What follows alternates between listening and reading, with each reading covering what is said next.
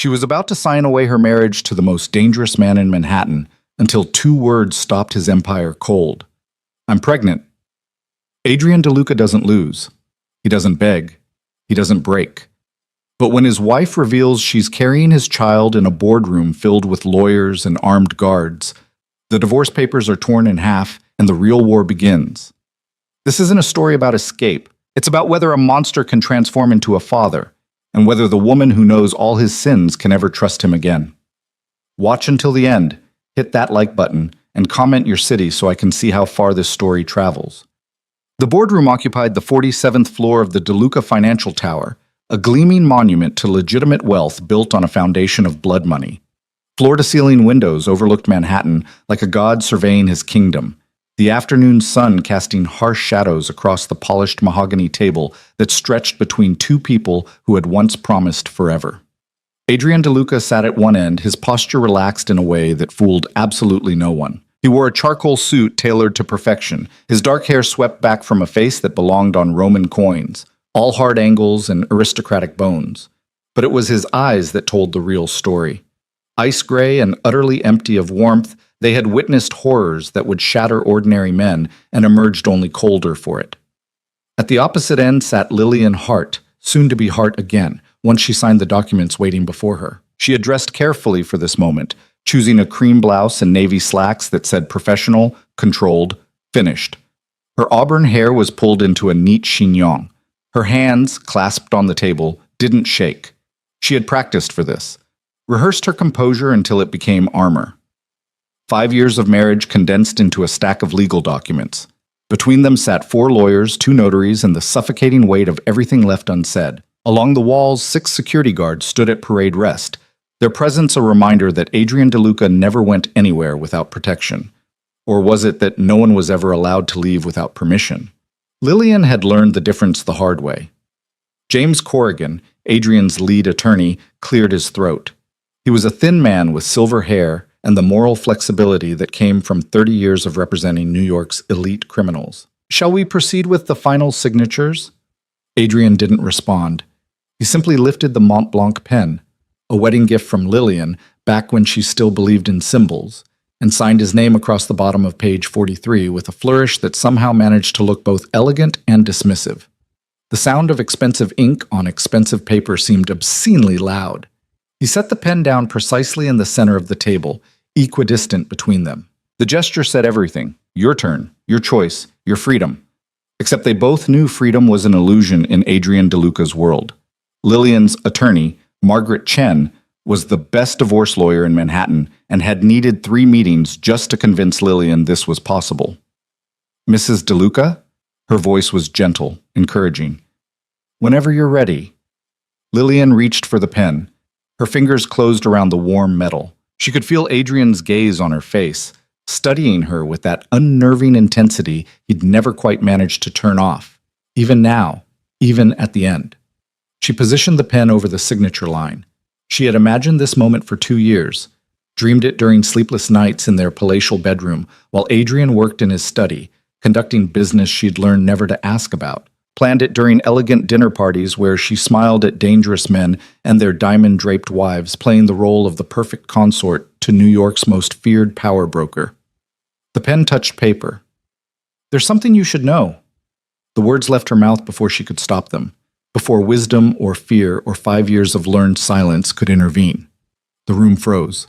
Adrian's expression didn't change, but something flickered in those winter eyes. Recognition, perhaps, that the game had shifted. "Counselors," he said quietly, never looking away from Lillian, "leave us." "Mr. DeLuca, I really must advise," Corrigan began. "Out." The single word carried enough menace to move mountains. The lawyers gathered their briefcases with practiced efficiency. Margaret shot Lillian a concerned glance, silently asking if she was safe, if this was okay. Lillian managed the smallest nod. Margaret didn't look convinced, but she left anyway, followed by the notaries and their rolling cases of official stamps. The security guards remained. "Them too," Lillian said, surprised by the steadiness in her voice. Adrian considered her for a long moment, then gestured with 2 fingers. The guards filed out like shadows, closing the heavy doors behind them with a soft click that sounded like a cell locking. And then they were alone, 47 floors above the city, surrounded by glass and steel and the empire Adrian had built through methods Lillian had spent 5 years trying not to fully comprehend. They faced each other across the wreckage of their marriage. Talk, Adrian said. Such a simple word, such a complicated command. Lillian set the pen down carefully, buying herself seconds to arrange thoughts that had been chaotic for weeks now. Do you remember our anniversary dinner 3 months ago? The Bordeaux you didn't drink. His memory was photographic, especially regarding her. It had felt romantic once. Now it felt like surveillance. You said you had a headache. I lied. I know. Of course he knew. Adrian DeLuca built his empire on reading people, on detecting the smallest inconsistencies in their stories. You've been lying about a lot of things lately. The morning sickness you blamed on bad seafood. The doctor's appointments you claimed were for stress. The way you've been avoiding wine, coffee, anything that might... I'm pregnant. The words landed between them like a grenade with the pin pulled. Adrian went absolutely still. It was the stillness of a predator that had just detected prey. Every sense suddenly focused, calibrated, locked on target. Say that again? I'm 10 weeks pregnant. Lillian's hand moved unconsciously to her stomach, still flat beneath the silk of her blouse. I found out 6 weeks ago. The silence stretched. Outside the windows, the city continued its oblivious dance. Yellow cabs threading through traffic, pedestrians hurrying along Fifth Avenue, the world turning as it always did, unaware that something fundamental had just shifted in the DeLuca universe. You've known for 6 weeks. Adrian's voice was eerily calm, the kind of calm that preceded violence. And you said nothing. I didn't know what to say. The truth would have been a start. He rose from his chair with liquid grace, moving to the windows with his hands clasped behind his back. Against the bright afternoon sky, he looked like a silhouette cut from darkness itself. When were you planning to tell me? After the divorce was final? Or were you just going to disappear and raise my child in secret? I haven't decided. He turned to face her, and for the first time since she'd dropped her revelation, she saw genuine emotion crack through his legendary control. Rage, yes, but underneath it, something else. Something that looked almost like fear. You haven't decided. He repeated the words like they were in a foreign language. That's not how this works, Lillian. Actually, that's exactly how this works. She stood as well, tired of craning her neck to look up at him, tired of always being at a physical disadvantage. My body, my choice, my decision. Our child. A child you don't even know if you want. A child that's mine. The possessiveness in his voice was absolute, final.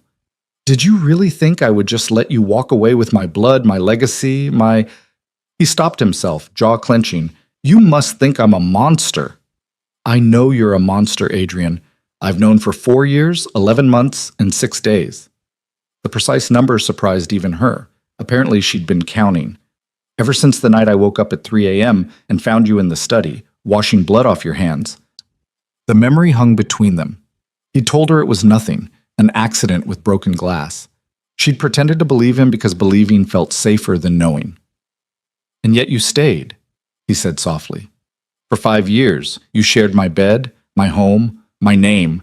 You hosted my associates, attended my functions, played the devoted wife to perfection. If I'm a monster, Lillian, what does that make you?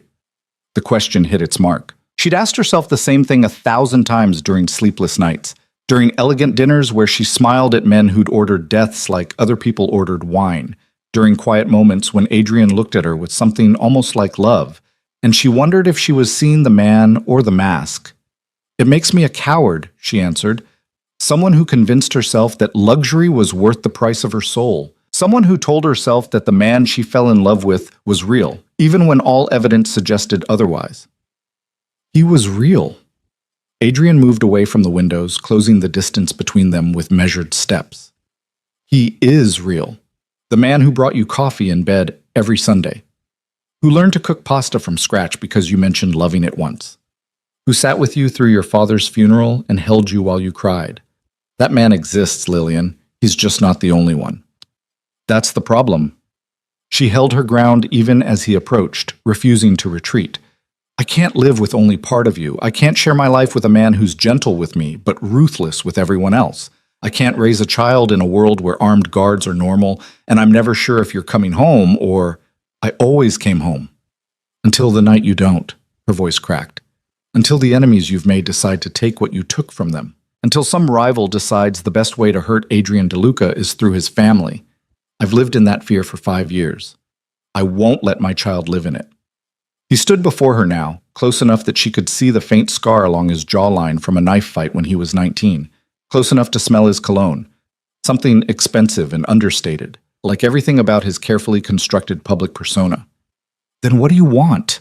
The question was raw, stripped of artifice. Name it, anything, everything. Just tell me what it takes to keep you here. I want you to walk away from it all. The empire, the business, the whole criminal operation that you've dressed up in legitimate corporate structures. I want you to choose us over power. You're asking me to dismantle everything my father built, everything I've spent 20 years maintaining and expanding. I'm asking you to be a father instead of a kingpin. Those aren't mutually exclusive.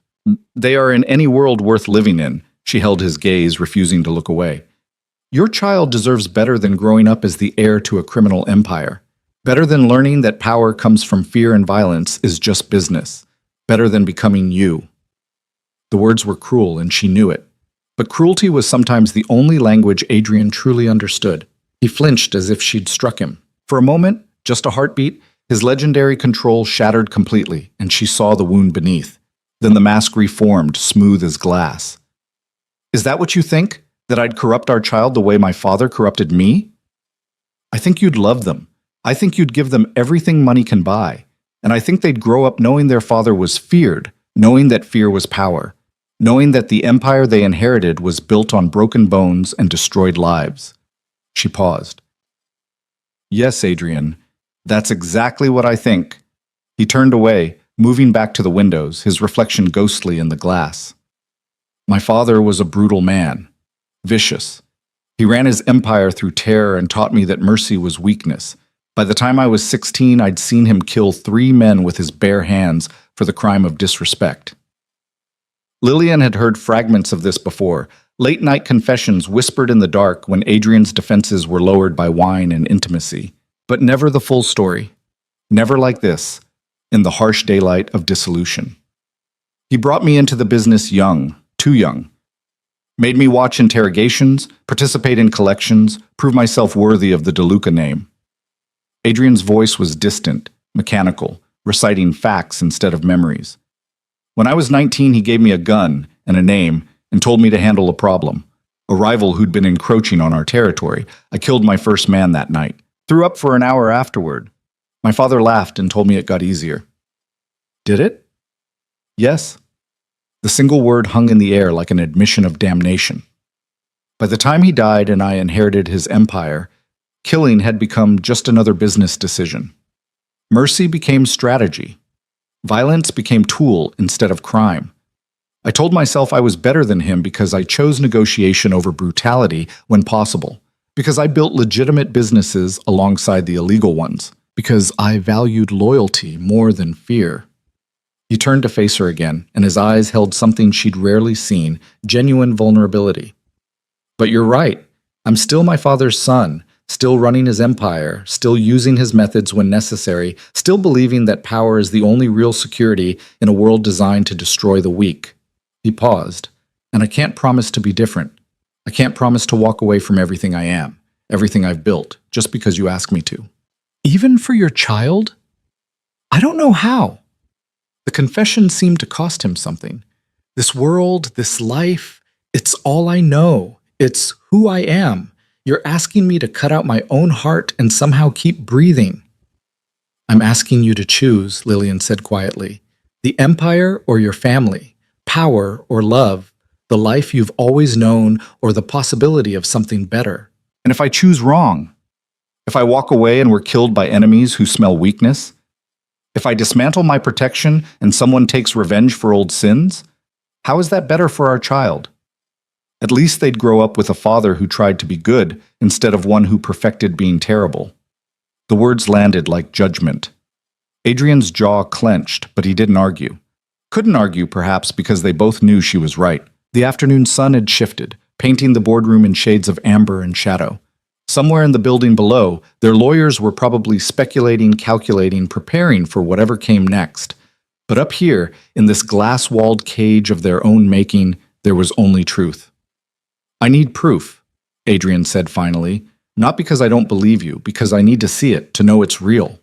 Lillian reached into her purse and withdrew a folded piece of paper. Medical stationery, official, and undeniable. She handed it to him without comment. Adrian unfolded it with careful precision, his eyes scanning the printed lines. Confirmation of pregnancy. 10 weeks gestation, estimated due date, doctor's signature and official stamp at the bottom. The paper trembled slightly in his hands, the only outward sign of whatever storm raged inside him. When he looked up, his eyes were wet. Not crying.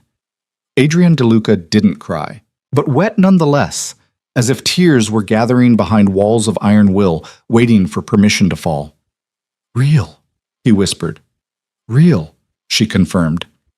He moved to the conference table and picked up the divorce papers, 43 pages of legal dissolution, and without ceremony or hesitation, tore them precisely in half. Then in half again. Then again, until they were confetti floating to the expensive carpet like snow. "What are you doing?" Lillian demanded. "What I should have done the moment you said you wanted to leave." He faced her with an expression she couldn't quite read. "Fighting for my family. Whatever that takes. However long it takes. You think I'm a monster? Maybe.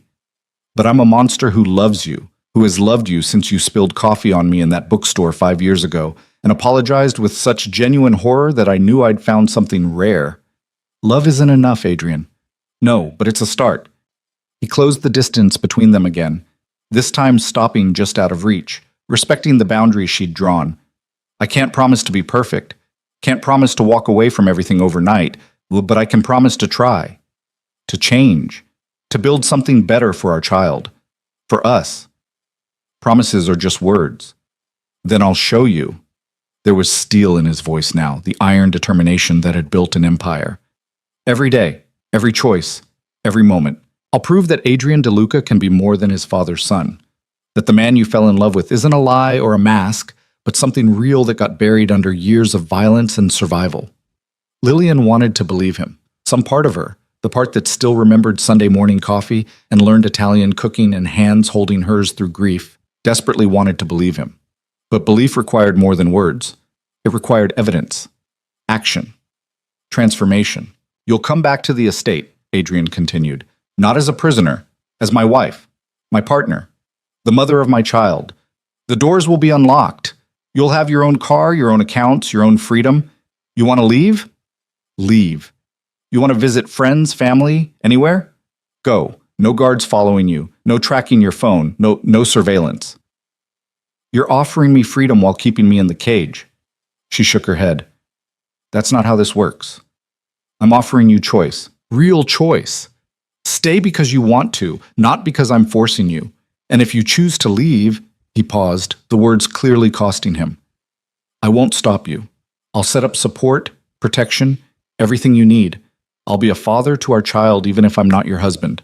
But I'm asking for a chance to show you I can change. That's all. Just a chance."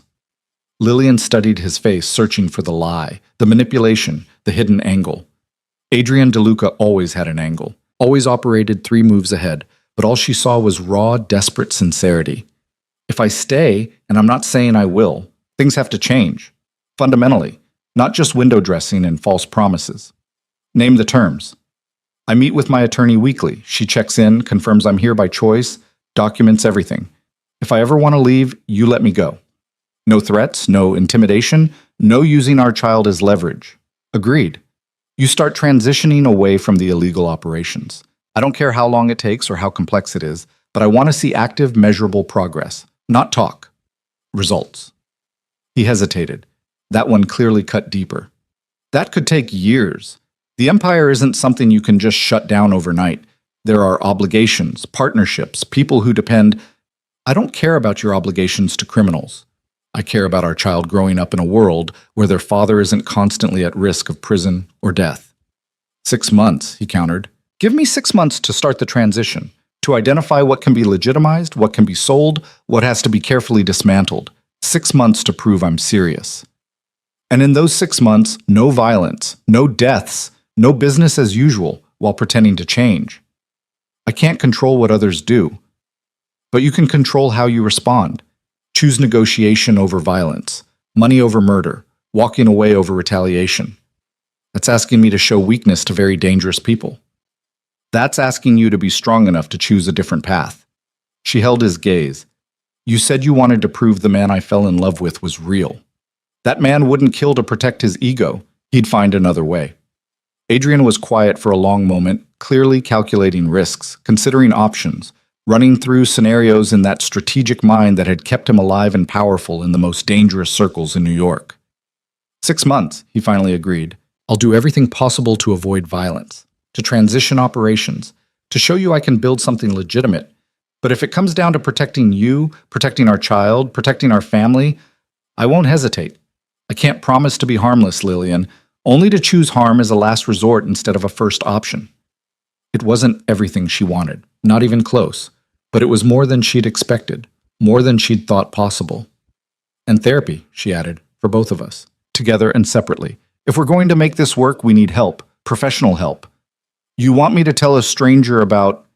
He stopped himself. Fine, but it has to be someone with appropriate discretion, someone who understands the unique circumstances. Someone who won't be intimidated by you, you mean? That too. Despite everything, she almost smiled. I have someone in mind, Dr. Sarah Mitchell. She works with high-profile clients, maintains strict confidentiality, and has a reputation for not taking any bullshit from powerful men. Sounds terrifying. When do we start? As soon as I make the appointment. She paused. I'm not moving back into the master bedroom? Not yet. Maybe not for a while. I need my own space, my own room where I can think and breathe and not feel like I'm being consumed by your world. The guest suite on the east wing. It has good light, a sitting area, its own entrance to the gardens. It's yours. He didn't even hesitate. Decorate it however you want. Change everything. Make it a space that feels safe. No cameras. No audio surveillance. No monitoring of any kind. Done. And I want regular prenatal checkups with my choice of doctor. You can come if I invite you, but this is my medical care, my body, my decisions. I'd like to be there, if you'll let me, not to control or monitor, just to be part of it, to see our child growing, to be present. His voice softened. Please. The please did something to her carefully maintained defenses. Adrian DeLuca didn't say please, didn't beg or ask or show vulnerability. The fact that he was doing it now, for this, meant something. We'll see, she said, unwilling to commit, but not closing the door entirely. One appointment at a time. Fair enough. They stood in the amber light of late afternoon, two people who had loved each other enough to promise forever and hated each other enough to nearly destroy it all, negotiating the fragile possibility of a second chance. I should go, Lillian said, though she wasn't entirely sure where. The penthouse apartment she'd secretly rented 3 months ago? Back to the estate that was both prison and palace? Somewhere else entirely? Come home with me, Adrian said. Not to the master bedroom, not to resume what we had. Just home. To start figuring out what comes next. We can have dinner, talk more, start making plans for... He gestured vaguely at her still flat stomach. For everything. No guards in the car.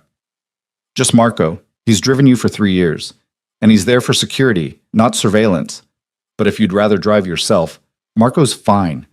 She'd always liked the older driver, one of the few people in Adrian's organization who treated her like a person instead of valuable property. Adrian pulled out his phone and sent a quick text. He'll bring the car around. We can leave through the private elevator, avoid the lawyers and their questions.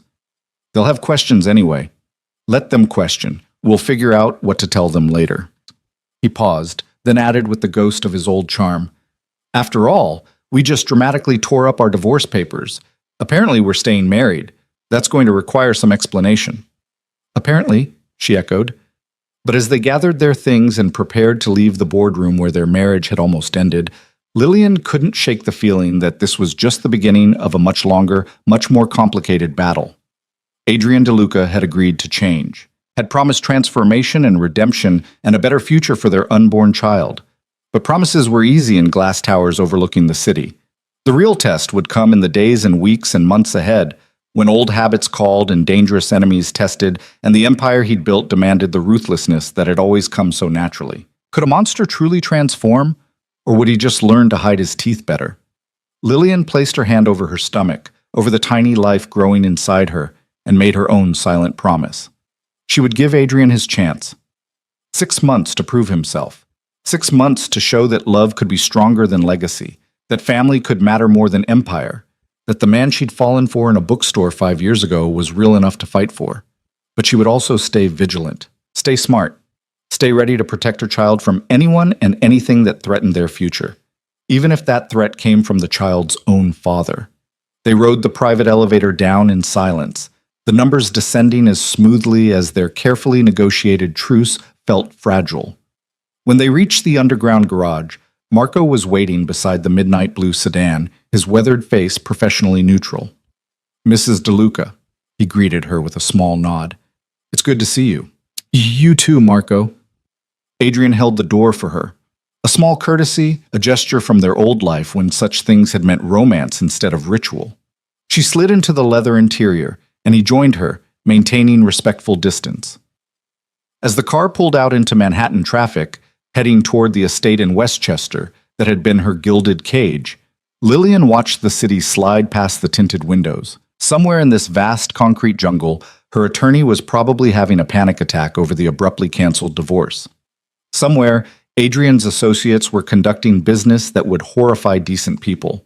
Somewhere, enemies were plotting and allies were scheming, and the whole dangerous machinery of his empire continued its relentless turning. But inside this car, in this moment, there was just a man and a woman who had broken each other and were now trying to figure out if broken things could ever be made whole. Adrian's hand rested on the seat between them, close enough to touch, but not touching. An offering, an invitation, a question. Lillian looked at that hand, strong and scarred and capable of both tenderness and terrible violence, and made a choice. She took it, not squeezing, not clinging, just holding, allowing the connection, testing the possibility. His fingers closed around hers gently, and for the first time in months, maybe years, the touch felt honest instead of performative. Neither of them spoke. Words had been exhausted in that boardroom, every truth laid bare, every bargain struck. So they simply held hands while Manhattan transformed into suburbs, while the sun sank lower toward the horizon, while the distance between who they'd been and who they might become stretched out before them like an unexplored country. The estate appeared through the trees, 20 acres of manicured perfection, a stone mansion that looked transplanted from the Italian countryside, security fencing disguised as ornamental iron, home and prison, sanctuary and cage. But as the car rolled through the gates and up the circular drive, Lillian noticed something different. The guards at the gate had waved them through instead of checking identification. The security patrol she usually saw circling the grounds was absent. The cameras that typically tracked every angle seemed to have been repositioned away from the private areas. "You've already started," she said quietly. "I told you I would." Adrian's thumb traced a small circle on the back of her hand. "The guard rotation has been reduced by half. The cameras in the house have been disabled. The trackers I had on your phone, your car, your jewelry, all deactivated as of an hour ago. The staff has been instructed that you are free to come and go as you please, no questions asked, no reports filed." "You did all that while we were driving here?" "I did most of it while you were in the bathroom before signing the papers, just in case." He offered a small, self-deprecating smile. "I was never going to let you go, Lillian, but I could at least make sure that if you stayed, it was by choice."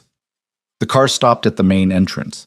Marco came around to open her door, but Adrian was already out, offering his hand to help her from the car. She didn't need the help, but she took his hand anyway. Together, they walked into the house that would either become their home or the beautiful prison they'd finally escape. And in her womb, still too small to feel, their daughter, the tiny life that had stopped a divorce and started a war, continued her quiet growing, unaware of the complicated world she would soon enter, unaware that her very existence had become the catalyst for transformation or tragedy, unaware that everything, absolutely everything, was about to change. The East Wing guest suite was exactly as Adrian had described, flooded with natural light from floor-to-ceiling windows that overlooked the gardens. decorated in soft creams and pale blues that felt nothing like the dramatic blacks and golds of the master bedroom. It had its own sitting area with a small fireplace, a bathroom with a clawfoot tub, and most importantly, a door that locked from the inside. Lillian stood at the window watching the sunset paint the sky in shades of rose and amber, while behind her, two members of the household staff unpacked the belongings she'd been keeping in a storage unit across town. Everything she'd secretly moved out over the past 3 months, preparing for her escape.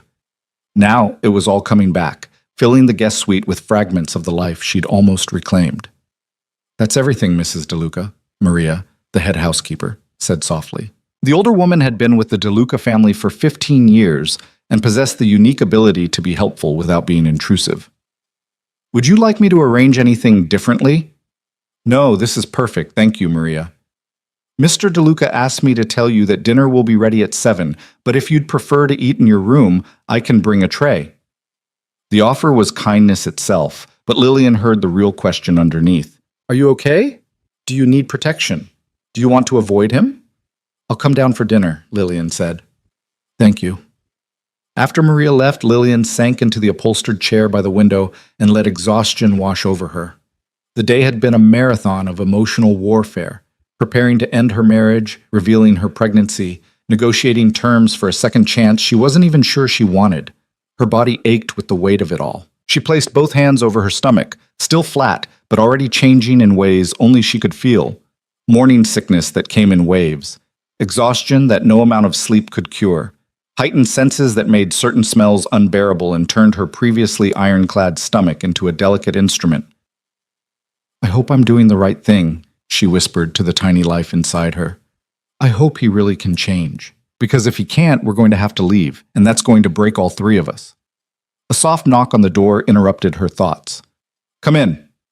Adrian entered carrying a tray with tea, crackers, and what looked like ginger cookies. He'd changed from his business suit into dark slacks and a simple white shirt, sleeves rolled to his elbows. It was the most casual she'd seen him in months. "Maria mentioned you might need something to settle your stomach before dinner," he said, setting the tray on the small table beside her chair. "Ginger tea and plain crackers. I looked up what helps with morning sickness." The gesture was so unexpectedly thoughtful that Lillian felt her carefully maintained defenses crack slightly. "Thank you. Can I sit?" She gestured to the chair opposite hers. He settled into it with the controlled grace that characterized all his movements, a reminder that Adrian DeLuca had been trained from childhood to never show weakness, never relax completely, never let his guard down. "I've been making calls," he said. "Started the process." "What process?" "Dismantling the empire." He said it matter-of-factly, as if he were discussing selling a car instead of tearing down 2 decades of criminal enterprise. "Called a meeting with my top lieutenants for tomorrow morning. Going to start identifying which operations can be legitimized, which can be sold to trusted parties, and which need to be shut down entirely." Lillian sipped the ginger tea, letting the warmth soothe her uneasy stomach. "That fast? You gave me 6 months to show progress. I'm not wasting time." He paused, his gray eyes studying her face. "I also scheduled our first appointment with Dr. Mitchell. Thursday at 2 o'clock, if that works for you." "You called a therapist who specializes in not taking bullshit from powerful men and made an appointment for couples counseling within 6 hours of agreeing to it?" "I told you I was serious." She wanted to find fault in his efficiency, some hidden manipulation in how quickly he was checking boxes on her list of demands. But all she could see was a man trying desperately to prove himself, moving heaven and earth, because the alternative was losing everything. "What did you tell your lieutenants?" she asked. "About the sudden change in direction?" "The truth. That I'm going to be a father, and I want my child to inherit something better than blood money and enemies." He leaned forward slightly. "They weren't happy, especially Castellano. He's been with me since the beginning, helped me consolidate power after my father died. This feels like betrayal to him." "Is it dangerous? His being unhappy?" "Potentially. But Castellano is loyal to the DeLuca name above all else. Once he understands this is about protecting the next generation, he'll fall in line." Adrian's expression darkened. "It's the others I'm worried about. The partners and associates who have built their own operations under the DeLuca umbrella. They're going to see this as weakness, as opportunity." "To do what?" "To take what they think I'm abandoning. To test boundaries, to see if Adrian DeLuca has gone soft." He met her eyes. Which is why I need you to understand that the next 6 months are going to be dangerous. Not because I'm choosing violence, but because others might see my restraint as invitation. Lillian's hand moved instinctively to her stomach. You're saying that trying to change puts us in more danger than staying the same would have. In the short term, yes. In the long term, if I can successfully transition to legitimate operations, we'll be safer than we've ever been. But there's going to be a period where I'm vulnerable, where we're vulnerable. He reached across the space between them, not quite touching, but close. I will do everything in my power to protect you, both of you. I just need you to trust me. Trust. Such a small word for such an enormous ask. I'm trying, she said honestly, but trust isn't rebuilt in a day, Adrian, especially when you've spent years proving I couldn't trust you. I know. He withdrew his hand, accepting the rejection with more grace than she'd expected, which is why I'm going to prove it through action instead of words. Starting with this. He pulled an envelope from his pocket and handed it to her. Inside were documents. Legal papers transferring ownership of multiple properties into her name exclusively. Bank accounts with staggering balances, access codes to safety deposit boxes, stock portfolios worth millions. What is this? She asked, though she could read the legalese clearly enough. Insurance, independence, proof that you're not trapped. Adrian's voice was steady, but his eyes revealed something deeper, fear that this gesture might not be enough. Everything there is yours. Your name only. No joint ownership, no access for me without your explicit permission. If you decide tomorrow or next month or 5 years from now that you want to leave, you'll have the resources to build whatever life you want. Lillian stared at the documents, at the evidence of wealth that represented true freedom. Adrian DeLuca was handing her the keys to his kingdom, or at least a significant portion of it, with no strings attached. This is tens of millions of dollars, she whispered. Closer to 70, actually, and it's the cleanest money I have. Nothing in those accounts came from the operations we're shutting down. Legitimate investments, inheritance from my mother's family, profits from the legal businesses. It's yours. Why? Because you asked me to prove I'm serious about change, because you need to know you have choices, and because... He paused, something vulnerable flickering across his usually controlled features.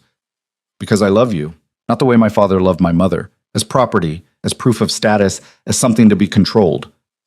I love you the way you deserve, which means giving you the power to leave me. The words hit her harder than expected. All day she'd been braced for manipulation, for the version of Adrian who played chess with people's lives and always stayed 3 moves ahead. But this felt genuine, raw. The kind of honesty that costs something. I don't know what to say. Say you'll keep them. Use them however you want. Invest them, spend them, lock them away and forget about them. Just know they're there. Know you're not trapped. She folded the documents carefully and set them on the table beside her tea. Thank you. You're welcome. He stood, recognizing the dismissal in her tone. I'll let you rest before dinner. If you need anything... Adrian? She stopped him at the door. This doesn't fix everything. Money doesn't erase the past 5 years or guarantee the future. I know. But it's a start. A real start. Something in his expression softened, hope breaking through the careful control. That's all I'm asking for. A chance to start over. To do it right this time. After he left, Lillian sat in the fading light and tried to process everything that had happened since she'd walked into that boardroom prepared to end her marriage. The pregnancy revelation, the torn divorce papers, the negotiated terms of their second chance, and now this, evidence that Adrian was willing to give up control, to hand her the power to destroy him financially if she chose. It should have felt like victory. Instead, it felt like standing at the edge of a precipice, unsure whether the next step would be flight or fall. Dinner was served in the smaller dining room, the one they'd used early in their marriage when it was just the two of them, and elaborate dinner parties weren't yet routine. Maria had prepared something simple. Grilled chicken, roasted vegetables, pasta with olive oil and herbs. Nothing too rich or heavily spiced, carefully chosen for a queasy stomach. Adrian was already seated when Lillian arrived, a single glass of red wine at his place. He looked up as she entered and immediately pushed the wine away. I wasn't thinking, he said. I'll have water instead. You don't have to stop drinking just because I can't. I want to. He gestured for Maria to remove the wine glass. We're in this together. Seems only fair we share the sacrifices. They ate in comfortable silence for a few minutes. The clink of silverware against china, the only sound. It felt almost normal, almost like the early days when they were still discovering each other, before the weight of his world had crushed the lightness between them. "I've been thinking about names," Adrian said suddenly. Lillian looked up, surprised. "We don't even know if it's a boy or girl yet." "I know, but I've been thinking anyway." He set down his fork. "If it's a girl, I'd like to name her after my mother, Sophia. She died when I was 8, before my father turned me into what I became. She was kind, gentle, everything good that I'm not." The vulnerability in his voice was startling.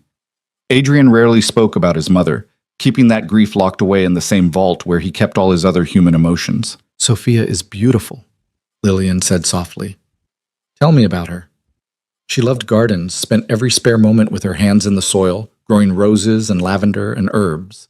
The gardens here, he gestured toward the windows, toward the elaborate landscaping that Lillian had always assumed was for show. "I maintained them exactly as she designed them.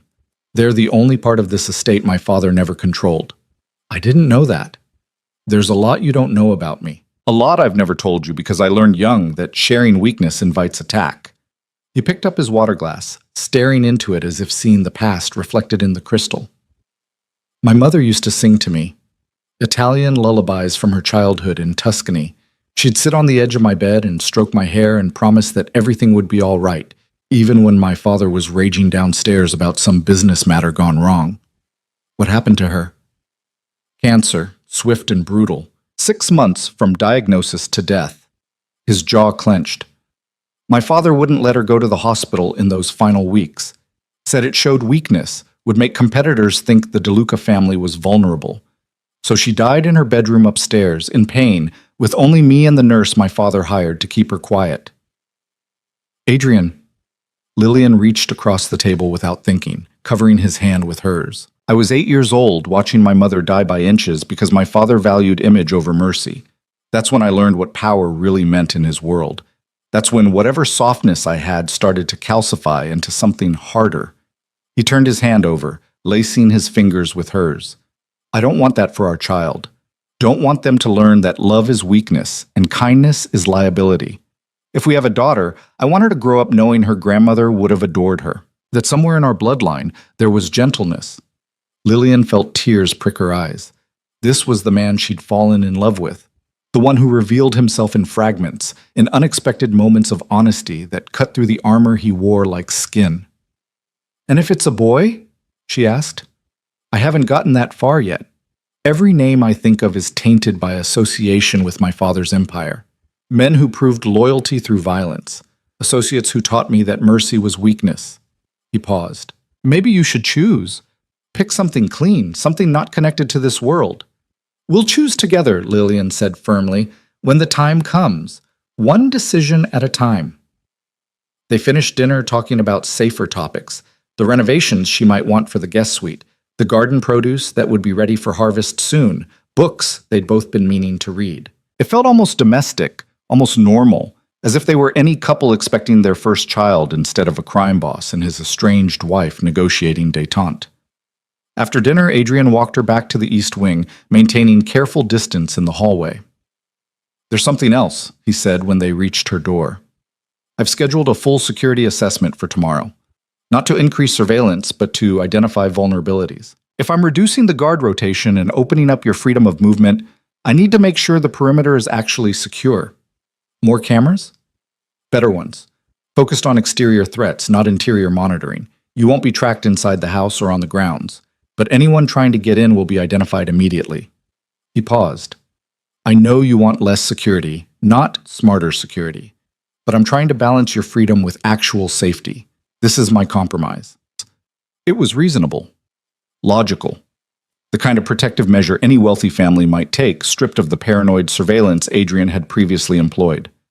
"Okay," Lillian agreed, "as long as there's nothing in my private spaces." "You have my word. And the staff, Maria, Marco, the others, they report to you, not about me?" "I've already had that conversation.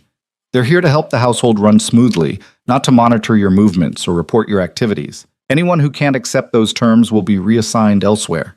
His voice took on an edge.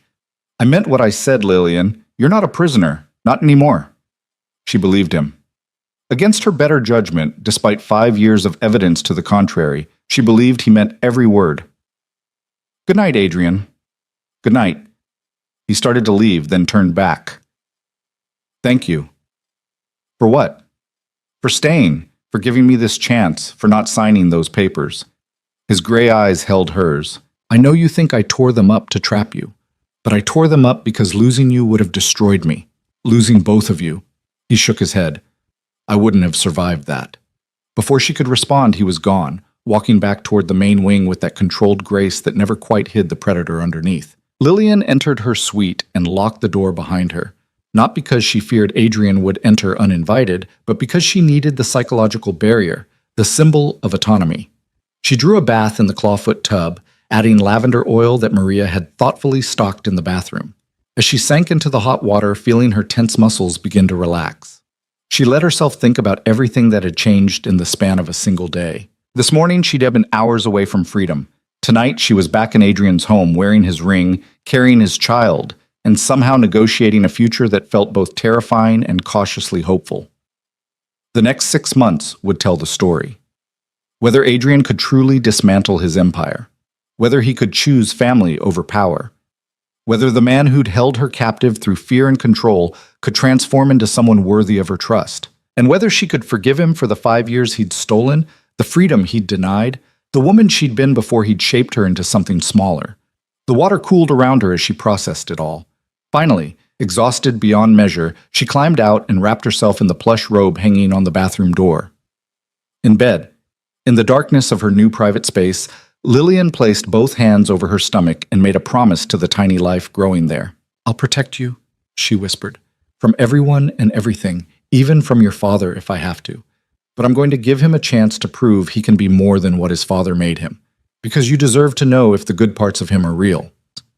Sleep came slowly, and when it did, her dreams were filled with roses and lavender, Italian lullabies sung by a gentle woman she'd never met, and the ghost of the man Adrian might have been if his mother had lived and his father had loved him differently. The next morning brought the sharp reality of Adrian's world crashing back. Lillian was in the sunroom having breakfast, more ginger tea and plain toast, the only things her stomach would tolerate, when she heard raised voices from Adrian's study, male voices, angry and overlapping, the kind of argument that preceded either resolution or violence. Maria appeared at her elbow, face carefully neutral. "Mr. DeLuca asked me to inform you that he has a business meeting this morning. He apologizes for the noise." "Who's here?" "Mr. Castellano and several other associates. They're discussing the transition Mr. DeLuca announced last night." Through the windows, Lillian could see 3 black SUVs parked in the circular drive. Security clearly hadn't been reduced for this meeting. Whatever was happening in that study required muscle. "Is it dangerous?" she asked Maria, who'd been with the family long enough to know when to worry. "Mr. Castellano is old school, loyal but traditional. He doesn't like change." Maria refilled her tea with steady hands. "But he respects Mr. DeLuca. It will work out."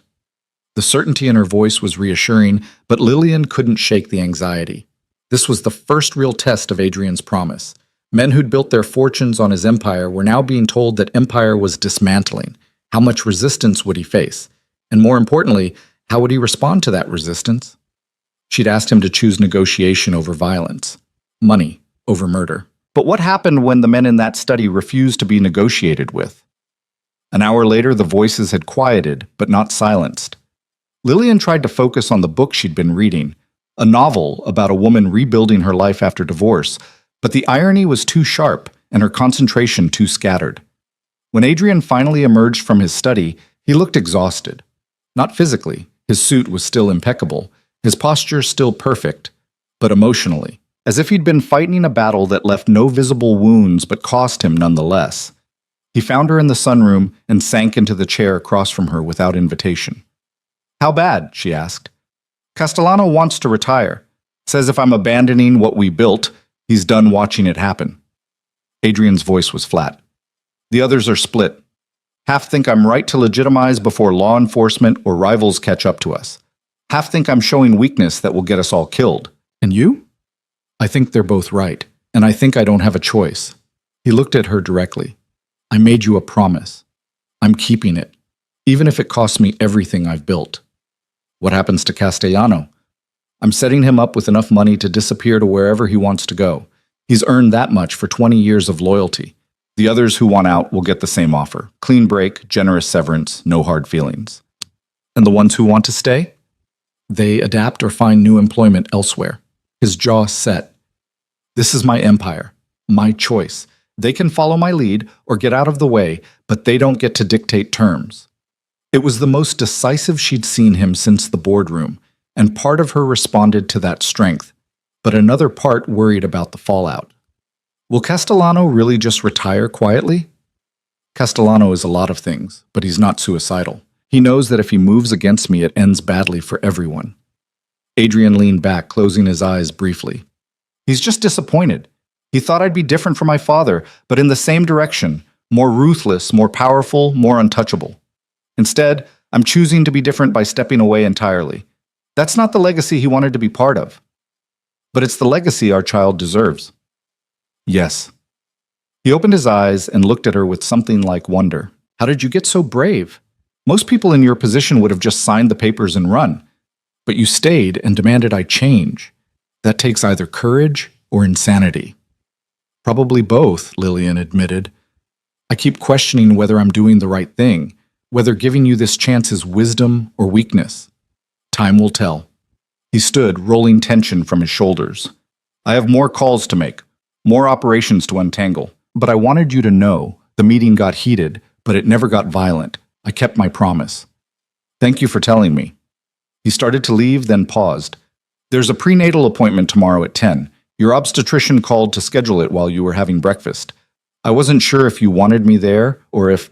You can come, Lillian interrupted. If you want to. The relief on his face was immediate and genuine. I want to. After he left, Lillian sat in the sunroom watching the gardens his mother had designed, thinking about legacy and transformation, about the distance between who we are and who we might become.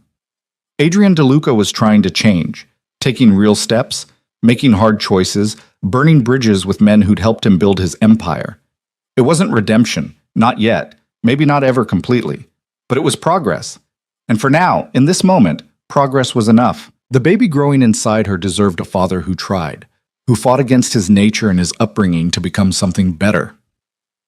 Whether he succeeded or failed was still unknown, but at least he was trying. And maybe, just maybe, that was how transformation actually happened. Not in dramatic moments of revelation, but in the daily choice to be different, one decision at a time, one promise kept at a time, one small victory over the darkness that had shaped him. Outside, the roses his mother had loved were beginning to bloom, red and white and pink against the green of late spring. Inside, a woman who'd almost walked away was learning to hope again, cautiously, carefully, one heartbeat at a time. The obstetrician's office occupied the top floor of a medical building in Upper Manhattan, all cream walls and soft lighting designed to soothe anxious parents-to-be. Lillian sat in the waiting room with Adrian beside her, watching him pretend to read a magazine about pregnancy nutrition while his leg bounced with barely contained nervous energy. You don't have to be anxious, she said quietly. It's just an ultrasound. I'm not anxious. The lie was immediate and unconvincing. Your leg has been shaking for 10 minutes. He stilled the motion instantly, that iron control reasserting itself. I faced down armed rivals and federal prosecutors without breaking a sweat. A medical appointment shouldn't rattle me. This is different. This is real. She reached over and took his hand, surprising them both. It's okay to be nervous about seeing your child for the first time. His fingers tightened around hers. What if something's wrong? What if the stress of everything, the divorce proceedings, the arguments, all of it, what if it hurt the baby? The vulnerability in his voice cracked something open in her chest. This was Adrian completely stripped of armor, revealing the terrified man underneath the crime boss facade. Dr. Patel is excellent. She'll tell us if there are any concerns. Lillian squeezed his hand. But I feel fine. Tired and nauseous, but that's normal. Everything is probably perfectly healthy. Probably isn't certainty. Nothing about parenthood is certain. You're going to have to get used to that. Before he could respond, a nurse called her name. They followed her down a hallway lined with photos of babies, tangible proof of successful outcomes, tiny faces that represented hope. Dr. Patel was a woman in her 50s with kind eyes and an efficient manner that Lillian had appreciated from their first meeting 3 months ago. She greeted them warmly, showed no reaction to Adrian's presence or the security guard who'd stationed himself discreetly in the hallway outside, and got straight to business. "How are you feeling, Lillian? Any concerns since we last spoke?" "Just the usual. Morning sickness, fatigue. Nothing alarming." "Good. And you must be the father." Dr. Patel extended her hand to Adrian, who shook it with careful courtesy. "Adrian DeLuca, thank you for seeing us on short notice." "Of course. First pregnancies deserve close monitoring." She gestured to the examination table. "Lillian, if you'll get comfortable, we'll take a look at this baby." Lillian settled onto the table while Adrian stood awkwardly to the side, clearly unsure of his role in this clinical space. Dr. Patel dimmed the lights and prepared the ultrasound equipment with practiced efficiency. "This will be cold," she warned, applying gel to Lillian's exposed stomach. The moment the transducer touched her skin, the monitor flickered to life with grainy black and white images that looked like abstract art. Dr. Patel moved the wand carefully, studying the screen with focused attention. "There," she said, pointing to a small shape that looked like a bean with a rapid flutter inside it. "Your baby. And there's the heartbeat." The sound filled the room, a quick, strong rhythm like horses galloping, impossibly fast and absolutely perfect. Adrian made a noise somewhere between a gasp and a sob. Lillian looked over to find him staring at the monitor with an expression of such profound wonder that she barely recognized him. Tears tracked down his face unchecked, and he made no attempt to hide them or wipe them away. "That's our baby?" His voice was wrecked, barely a whisper. "That's your baby," Dr. Patel confirmed, measuring right on schedule for 10 weeks. Heart rate is strong and steady at 168 beats per minute. Everything looks exactly as it should. "Can you tell the gender yet?" Lillian asked, even though she already knew the answer. "Not at this stage, but around 20 weeks we'll be able to see if you want to know." Dr. Patel took measurements, capturing images for the record. "You're due in early December, right around the holidays." December. A winter baby. Lillian tried to imagine herself 8 months pregnant, waddling through the estate with snow falling outside. Tried to picture Adrian as a father holding a newborn, being responsible for something infinitely more precious than his empire. The images were both terrifying and strangely hopeful. Dr. Patel printed out several ultrasound photos and handed them over. "These are yours to keep.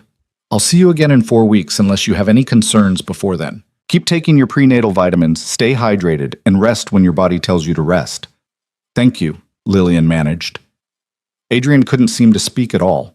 He just stood there holding the ultrasound photos like they were sacred texts, staring at the grainy images of their child.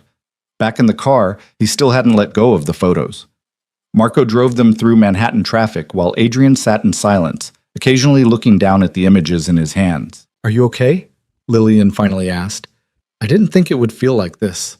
His voice was rough with emotion.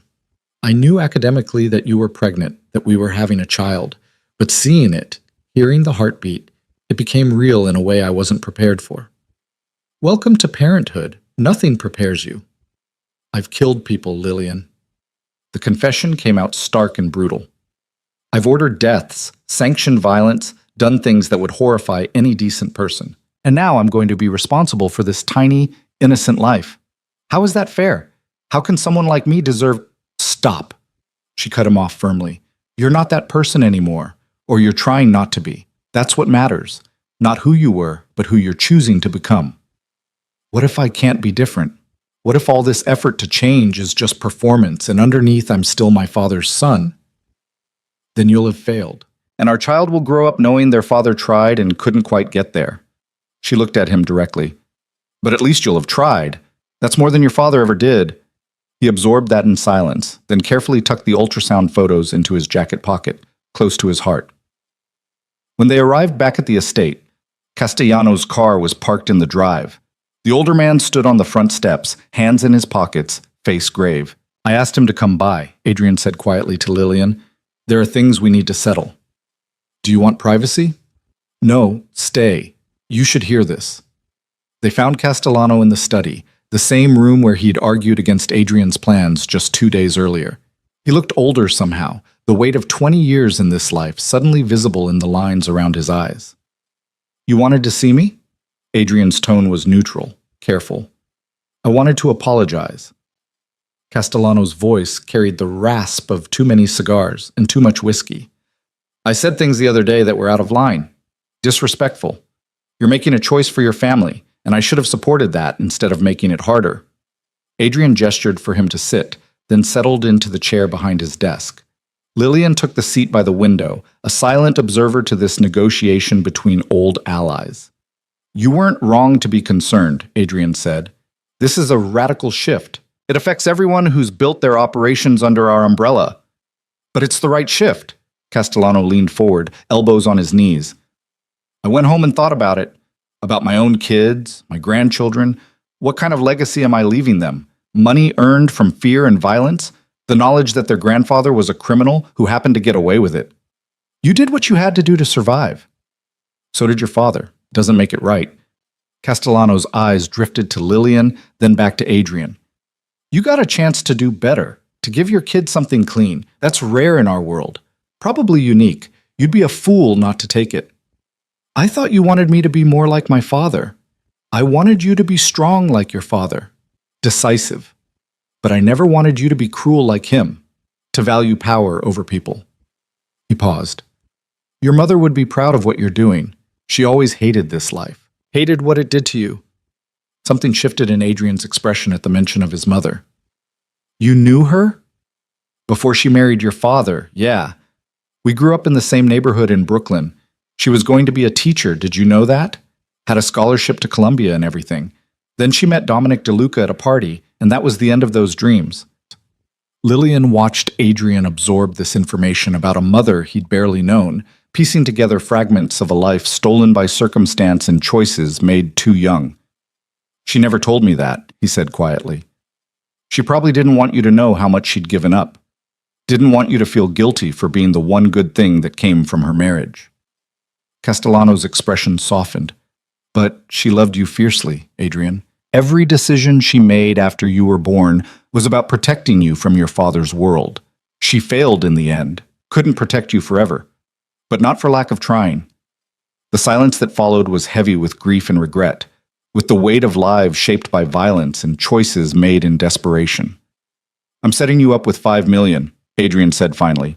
Clean money, enough to retire anywhere you want, live comfortably, take care of your family. That's too much. It's exactly right.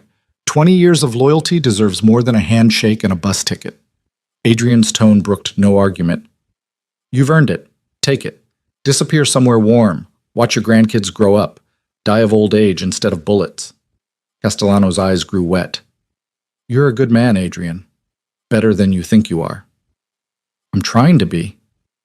After Castellano left, Adrian sat at his desk in silence, staring at nothing. Lillian moved to stand behind him, placing her hands on his shoulders. That was kind. What you did for him? It was practical. Generosity ensures loyalty even in departure. He won't cause problems if he's financially secure. It was also kind, she insisted. You can acknowledge good impulses without undermining them with strategy. His hand came up to cover hers on his shoulder. I don't know how to do that. How to separate the man from the calculation. It's all become so tangled. Then we'll untangle it, one choice at a time. She squeezed his shoulder gently. You have therapy tomorrow. Dr. Mitchell at 2 o'clock. That's a start. I'm not good at therapy, talking about feelings with strangers. Good thing Dr. Mitchell specializes in difficult men then. Despite everything, he almost smiled. That night, Lillian was reading in her suite when a soft knock interrupted her concentration. She opened the door to find Adrian holding a small wrapped box. I got you something, he said, looking almost shy. For the baby, technically, but I thought you should have it first. Inside the box was a silver locket on a delicate chain. When she opened it, one side held a tiny copy of that day's ultrasound photo. The other side was empty, waiting. The other side is for a photo of the baby after they're born, Adrian explained, so you can carry both versions, the promise and the reality. Lillian's throat tightened with emotion. This is beautiful. Can I put it on you? She nodded, turning so he could fasten the clasp. His fingers were gentle against her neck, careful not to catch her hair. When she turned back, he was standing close enough that she could see the silver flecks in his gray eyes. Thank you, she whispered. Thank you for letting me be part of today. for letting me see our baby, hear the heartbeat. I know I don't deserve... She stopped him with a finger to his lips. Stop saying you don't deserve things. Start proving you do deserve them. That's how this works. He kissed her finger gently, then stepped back, respecting the boundary she'd drawn. Good night, Lillian. Good night. After he left, she touched the locket resting against her collarbone, feeling the slight weight of it, the tangible proof of Adrian's capacity for tenderness. Maybe transformation was possible. Maybe people really could change if they wanted it badly enough. If the stakes were high enough. If love was strong enough to combat all the darkness they'd learned. Or maybe she was being naive. Maybe Adrian was just performing change, going through the motions while his fundamental nature remained unchanged. Time would tell. The next 6 months would reveal the truth. But tonight, wearing a locket that held her baby's first photograph, Lillian chose to hope. The next afternoon, they sat in Dr. Mitchell's office, a space designed to feel more like a living room than a clinical setting. Comfortable chairs instead of a couch, artwork on the walls, soft lighting that didn't feel harsh or judgmental. Dr. Sarah Mitchell was younger than Lillian expected, maybe 40, with dark hair pulled back in a simple bun and sharp eyes that seemed to see everything. She had a reputation for working with powerful clients, for maintaining absolute discretion while refusing to be intimidated. Thank you both for coming, she began, settling into her chair with a notepad. Let's start with what brought you here. Adrian and Lillian exchanged glances. Where to even begin? We almost got divorced, Lillian said bluntly. Had the papers ready to sign. Then I told him I was pregnant and everything changed. Changed how? He tore up the divorce papers, asked me to stay, promised to transform his entire life to be the father our child deserves. Dr. Mitchell turned to Adrian. And you? How would you describe what changed? I realize that power means nothing if you lose everything that matters. His voice was measured, careful. I've built an empire on fear and control, but fear and control don't make a family. They make a prison. I want something different for my child, for us. What kind of empire are we talking about? The kind that operates outside legal boundaries, Adrian answered without hesitation. Criminal enterprises hidden behind legitimate businesses. I've spent 20 years building it, and the last 2 weeks beginning to dismantle it. To her credit, Dr. Mitchell's expression didn't change. And Lillian, you stayed because you believe he can change? I stayed because he deserves the chance to try, and because our child deserves to know if their father can be more than what he was raised to become. Lillian's hands twisted in her lap. But I'm terrified I'm being naive, that I'm putting myself and my baby at risk by trusting him. Trust has to be earned, Dr. Mitchell said, especially when it's been broken. Adrian, help me understand what you're asking Lillian to trust. I'm asking her to trust that I can choose love over power, family over empire, that I can break the cycle my father started and become someone worthy of being a husband and father. He paused. I'm asking her to trust that the man she fell in love with is real, not just a mask I wore to trap her. Was it a mask? No. The answer was immediate. The man who brought her coffee and learned to cook pasta and sat with her through her father's funeral. That was real. But so was the man who ran a criminal empire and controlled her movements and turned love into possession. Both existed. Both exist. I'm trying to kill one and strengthen the other. You can't kill parts of yourself, Dr. Mitchell said gently. But you can choose which parts to feed, which impulses to follow, which version of yourself to become. They spent the next hour excavating the foundation of their relationship, how they'd met in a bookstore 5 years ago, when Lillian was working part-time while finishing her master's degree, and Adrian was shopping for a first edition for a client. How their courtship had been swift and intense, a whirlwind of romance that swept them both into marriage within 6 months. When did you first suspect his business wasn't legitimate? Dr. Mitchell asked Lillian. About a year into the marriage. There were too many late-night meetings, too many associates who carried themselves like soldiers, too many conversations that stopped when I entered the room. Lillian's voice was distant, remembering. Then one night I woke up to use the bathroom and found him in his study washing blood off his hands. He said he'd broken a glass. I knew he was lying, but I was too afraid to push. Afraid of what? Of confirming what I suspected, of having to make a choice I wasn't ready to make, of losing the life I'd built, the version of him I loved. She looked at Adrian. It was easier to pretend everything was fine than to face the truth. And when did the truth become undeniable? When the security increased. when guards started following me, when he put trackers on my phone and car and I realized I wasn't his wife anymore. I was his possession. Adrian flinched but didn't argue. "Tell me about that decision," Dr. Mitchell said to him. "When did you decide to monitor her?" "When rivals started making threats.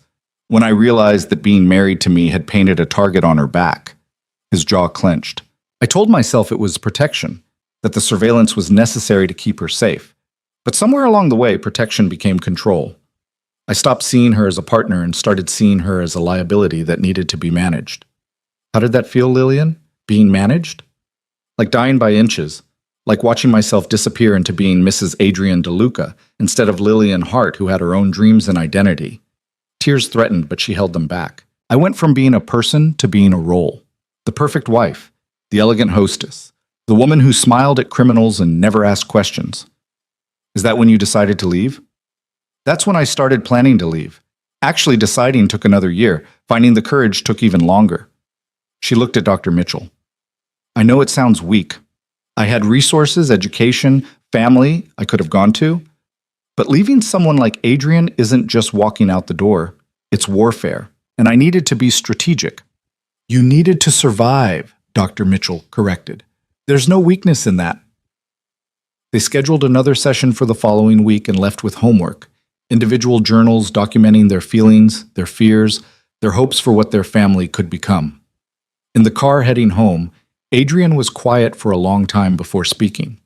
"She's good, direct, doesn't let me hide behind justifications. That's why I chose her." But Lillian stared out the window at the city passing by. "Do you think this can work? Therapy and good intentions and promises to change? I think if we don't try, we'll definitely fail. If we do try, there's at least a chance." He reached across the seat, offering his hand. "I'm willing to take that chance." She took his hand, lacing her fingers with his. "So am I." That evening, sitting in her suite with her journal open, Lillian tried to articulate the tangle of emotions fighting for dominance. Fear that she was being foolish. Hope that change was possible. Love for the man Adrian could be warring with anger at the man he'd been. And underneath it all, fierce protectiveness for the tiny life growing inside her, the innocent child who would either be blessed with a transformed father or cursed with a monster in disguise. She wrote late into the night, filling pages with honesty she hadn't allowed herself in years. When she finally set the pen down, her hand was cramping and her eyes were tired, but her heart felt lighter. Across the estate, Adrian sat in his study with his own journal, staring at the blank page for over an hour before finally writing 2 sentences that felt like ripping open his chest. "I am terrified of failing them. I am even more terrified of succeeding and discovering I don't know how to be the man they need." Outside, the gardens bloomed in the darkness. Roses his mother had planted 2 decades ago, continuing their cycle of growth and renewal, living proof that beauty could survive in soil stained by violence. And inside the estate, 2 broken people were learning that redemption didn't come in dramatic moments, but in small daily choices, in showing up even when terrified, in choosing love even when power was easier. The road ahead was long and uncertain. The past was heavy with sins that couldn't be erased. But for the first time in 5 years, the future held possibility instead of just dread. And that fragile, tentative possibility was enough to keep them both fighting for something better. One day at a time, one choice at a time, one small victory over the darkness at a time. The baby growing between them didn't know about empires or crimes or complicated histories, didn't know about the violence that had funded the estate or the fear that had defined their marriage. All that tiny heart knew was the steady rhythm of its own beating, the promise of life, the possibility of becoming. And maybe that was the lesson they both needed to learn, that becoming was always possible no matter how dark the past. That transformation was a choice, renewed every day, in every moment, with every decision. That love, real love, wasn't possession or control. It was setting someone free and hoping they chose to stay anyway. 3 months passed in a rhythm of cautious progress and unexpected setbacks, of therapy sessions that excavated old wounds and quiet evenings where they learned to be in each other's presence without the weight of their history crushing every moment. Lillian's body changed in ways both beautiful and uncomfortable. By 20 weeks, her belly had rounded into an unmistakable curve, and the baby had started making its presence known through gentle flutters that gradually intensified into actual kicks. She was standing in the nursery, a room Adrian had begun preparing without asking, instinctively knowing she'd want it close to her suite, when she felt the strongest movement yet. "Oh!" she gasped, hand flying to her stomach. Adrian looked up from the crib he was assembling, immediately alert. "What's wrong?" "Nothing's wrong. The baby just kicked. Really kicked." She pressed her hand more firmly against the spot. "Here, feel this." He crossed the room in 3 strides, hesitating just before touching her. "Are you sure?" "I'm sure." His hand settled on her belly, large and warm through the thin fabric of her shirt. They stood there for a long moment, waiting. Then it happened again, a distinct thump against his palm. Adrian's eyes went wide. "That's real. That's actually our baby, very much alive and apparently practicing for a soccer career." She smiled despite herself at the wonder on his face. "It's stronger than I expected." "She's strong." The pronoun slipped out before Lillian could stop it. Adrian's gaze snapped to hers. "She, you know? We have the 20-week ultrasound tomorrow. Dr. Patel said she'd tell us the gender if we wanted to know." Lillian placed her hand over his, both of them feeling their daughter move beneath their palms. "I've been having dreams. Always a girl. Always with dark hair like yours." "Sophia," he whispered. "If it's a girl, can we name her Sophia? After your mother?" "Yes." The answer felt right, felt like honoring something good that had been lost too soon. Sophia de Luca. They stood together in the half-finished nursery, connected by the life moving between them, and for a moment the past didn't matter.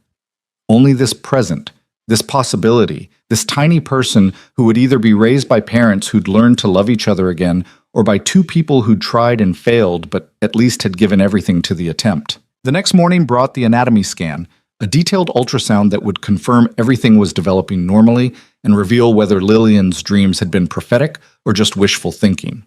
Dr. Patel took measurements with practiced efficiency, checking the heart chambers, counting fingers and toes, examining the spine and brain, and all the intricate systems that had to align perfectly for a healthy baby. Adrian held Lillian's hand through it all, squeezing gently whenever Dr. Patel paused to document something. "Everything looks perfect," the doctor finally announced. "Heart is strong. Measurements are right on target, all organs developing beautifully. You have a very healthy baby." "And the gender?" Lillian asked. Dr. Patel angled the screen so they could see more clearly. "Right there. See? You're having a daughter." Lillian looked at Adrian to find tears streaming down his face again, just like the first ultrasound. But this time he didn't try to hide them or wipe them away. He just let them fall while staring at the image of his daughter on the screen. "A girl," he said, voice breaking. "We're having a girl." "Sophia," Lillian confirmed. "Sophia Elena De Luca." He added his mother's middle name without asking, and Lillian nodded her approval. "Sophia Elena De Luca, who will grow up knowing she was wanted, loved, protected, who will never doubt her worth or fear her father or learn that violence is the answer to problems." "We'll make sure of it," Lillian promised. Dr. Patel printed out several images and handed them over. "I'll see you again in 4 weeks. Everything is progressing beautifully." In the car afterward, Adrian couldn't stop looking at the ultrasound photos. Sophia in profile, Sophia's tiny hand near her face, Sophia's perfect spine curving in a C shape. "I need to tell you something," he said as Marco navigated through traffic. "About the business. About the progress I've made." Lillian braced herself. 3 months into their 6-month agreement, she'd been deliberately avoiding asking for detailed updates, trusting that Adrian would tell her when there was something significant to report.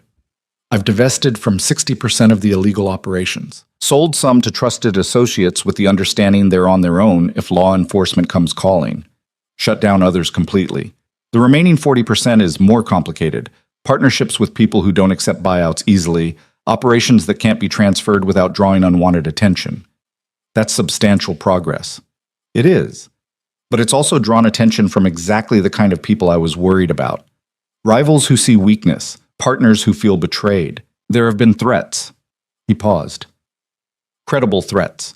Against me, against the legitimate businesses, against anyone associated with the De Luca name." Fear spiked through her. "Against us? Against the baby?" "I've tripled security around the estate. Added measures you can't see, surveillance, early warning systems, arrangements with local law enforcement. Nothing will get through to you. I promise you that. You can't promise that. No one can promise absolute safety. Then I promise I'll die before I let anyone hurt you or Sophia. The certainty in his voice was absolute. I know you asked me to avoid violence. I've tried. But if it comes down to protecting my family or keeping my hands clean, I choose my family every single time. Lillian understood what he was saying, understood that the transformation she'd asked for had limits, that the man who'd built an empire on ruthlessness couldn't completely erase that part of himself. What kind of threats are we talking about? The Bratva, Russian organization I used to partner with, they're unhappy I sold their distribution network to a competitor. They see it as disrespect. They've made it known they expect compensation, or they'll take it in other ways. His jaw clenched. I offered them twice what the network was worth. They refused.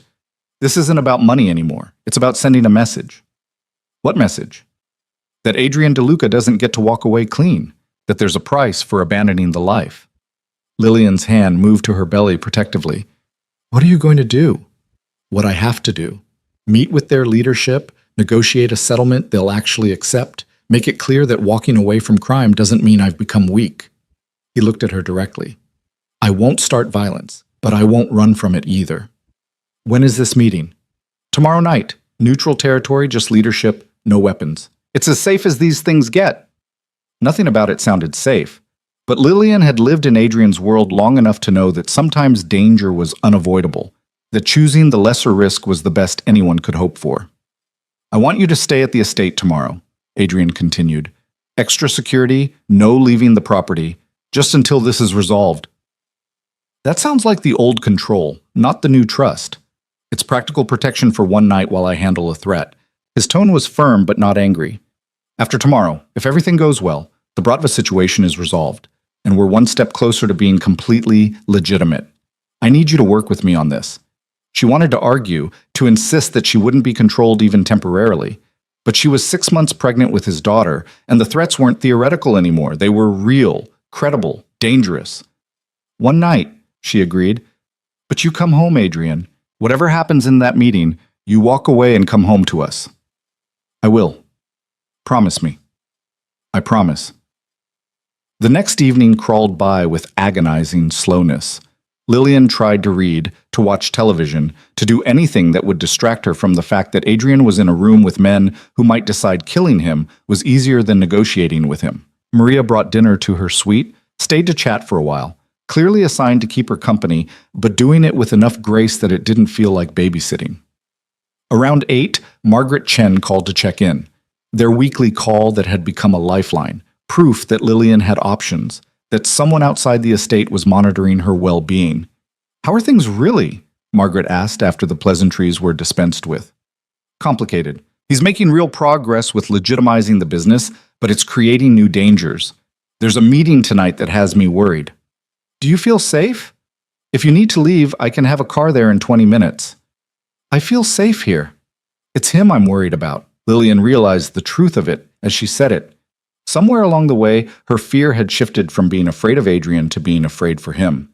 He's trying so hard to change, Margaret, really trying, and I'm terrified it's going to get him killed. That would solve your divorce problem quite efficiently. Margaret's dark humor was one of the things Lillian appreciated about her. I don't want him dead. I want him to be the man I fell in love with, the one who existed before his father destroyed all the soft parts of him. And is he? Becoming that man. He's becoming something. I'm not sure what yet, but it's different from what he was. She paused. We're having a girl. We found out yesterday. Congratulations. That's wonderful news. Her name is Sophia, after his mother, and I'm terrified of bringing her into this world, into his world, even though he swears it won't be his world much longer. Fear is normal. You're about to become a mother while your husband dismantles a criminal empire and tries to avoid getting killed in the process. Anyone would be terrified. They talked for another 20 minutes before Margaret had to go. After hanging up, Lillian paced her suite, checking her phone obsessively, even though she knew Adrian wouldn't call during the meeting. 9 o'clock came and went, then 10. By 11, she was sitting by the window watching the driveway, jumping at every car sound in the distance. At 11:45, headlights finally swept up the drive. She was downstairs before she consciously decided to move, meeting Adrian at the door as he came through. He looked exhausted but unharmed, his suit still immaculate, no blood or signs of violence. "You're okay," she said, and it came out more like an accusation than relief. "I'm okay." He pulled her into his arms, holding her tightly despite the belly between them. "It's done. We reached an agreement. They get a percentage of the legitimate businesses for the next 5 years, then we're square. No retaliation, no further claims, clean break." "But you gave them part of your legitimate businesses?" "Small price for peace, and it's structured so their stake diminishes over time. By year 5, they're out completely and I own everything free and clear." He pulled back to look at her face. "I kept my promise. I came home. I was terrified. I know. I'm sorry." He kissed her forehead gently. "But it's over. The Bratva are satisfied, that threat is neutralized, and we're one major obstacle closer to being completely clean." They stood in the foyer holding each other while the grandfather clock chimed midnight. Somewhere in her belly, Sophia kicked against Adrian's stomach, reminding them both what they were fighting for. "Come upstairs," Lillian said quietly. "Not to the master bedroom. Just come sit with me for a while. I don't want to be alone right now." He followed her to the East Wing suite, to the sitting area where they'd had tea that first night back. She curled into one corner of the small sofa, and he took the other end, close but not crowding. "Tell me about your mother," she said. "Not the sad parts. The good memories." Adrian was quiet for a moment, reaching back through decades of grief to find joy. She had this laugh, bright and surprised, like she couldn't quite believe something was funny, but delighted by it anyway. She'd cover her mouth when she laughed, like she was embarrassed by her own joy. What made her laugh? "Silly things. I love Lucy reruns. My father attempting to cook and failing spectacularly. Me trying to pronounce Italian words and mangling them." His expression softened with memory. She loved books. Had a whole library she'd collected.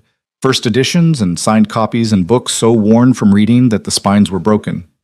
She used to read to me every night, even after I got too old for bedtime stories. We'd sit in her sitting room and she'd read whatever she was currently obsessed with. Mysteries, romances, biographies of artists. "She sounds wonderful." She was. "And she would have loved you." He looked at Lillian directly. "She would have been grateful that Sophia has a mother who fights for her, who demands better, who won't settle for a father who's only half present. I wish I could have known her." "Me too. She would have told you stories about what I was like as a boy, before everything went dark. Would have shown you photos of me missing teeth and covered in mud from the gardens. Would have been thrilled about becoming a grandmother." Sophia chose that moment to kick particularly hard, visible even through Lillian's shirt. Adrian's eyes tracked the movement, wonder spreading across his face. "Can I?" he asked, gesturing to her belly. She nodded and he moved closer, placing both hands where Sophia was most active. Their daughter responded immediately, pushing against his palms like she recognized her father's touch. "She's so strong," he marveled. "Takes after you." "I hope she takes after you. Your strength is harder earned, more real." His hands spread wider, trying to feel as much of their daughter as possible. "I want her to have your courage, your ability to demand what you deserve, your refusal to accept less than your worth. And I want her to have your determination, your ability to change when change is necessary, your love of your mother's gardens and Italian lullabies and first edition books." They sat like that for a long time, both touching the place where Sophia grew, both dreaming aloud about who their daughter might become.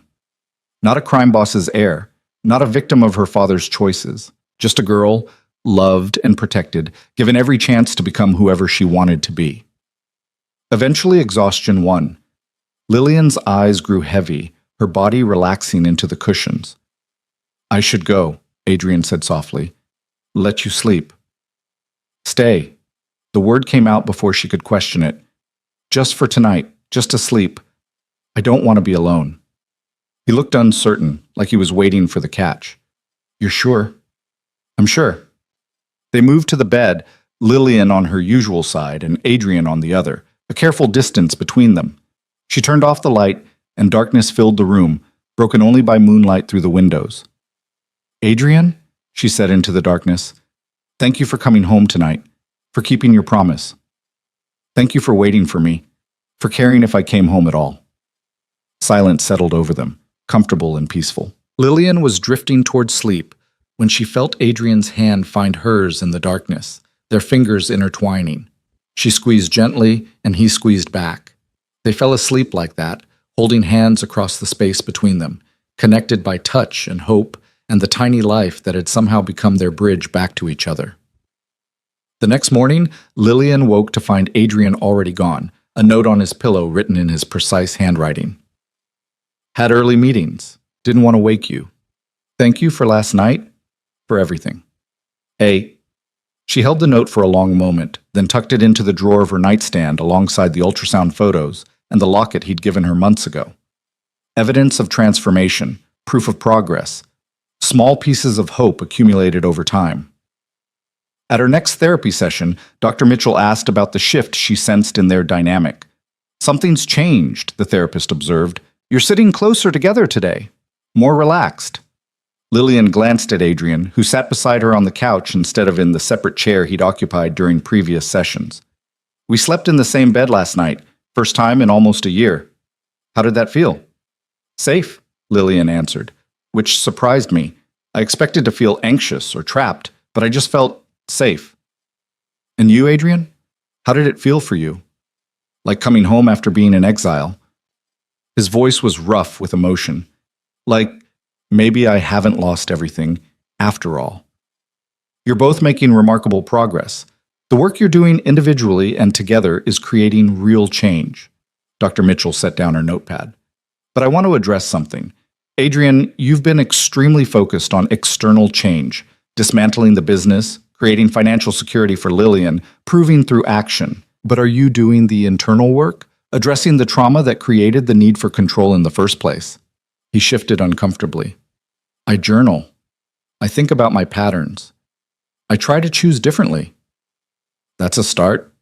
But have you grieved? For your mother? For your childhood? For the man you might have been if your father hadn't broken you? The question landed like a physical blow. Adrian's hands clenched, his jaw tight. Grief is a luxury. It doesn't change anything. But grief is necessary. It's how we process loss and make peace with what can't be changed. Dr. Mitchell leaned forward slightly. You're trying to transform while carrying the full weight of your past. Eventually that weight will crush you, or you'll have to set it down. I don't know how to set it down. Then let's start learning. Together, in our individual sessions, we'll begin unpacking the grief you've been carrying since you were 8 years old, watching your mother die. After the session, in the car heading home, Adrian was quiet for so long that Lillian thought he might not speak at all. She's right, he finally said, about the grief. I've never dealt with it, just buried it under layers of anger and ambition and the need to prove I was stronger than the pain. It's not too late to deal with it now.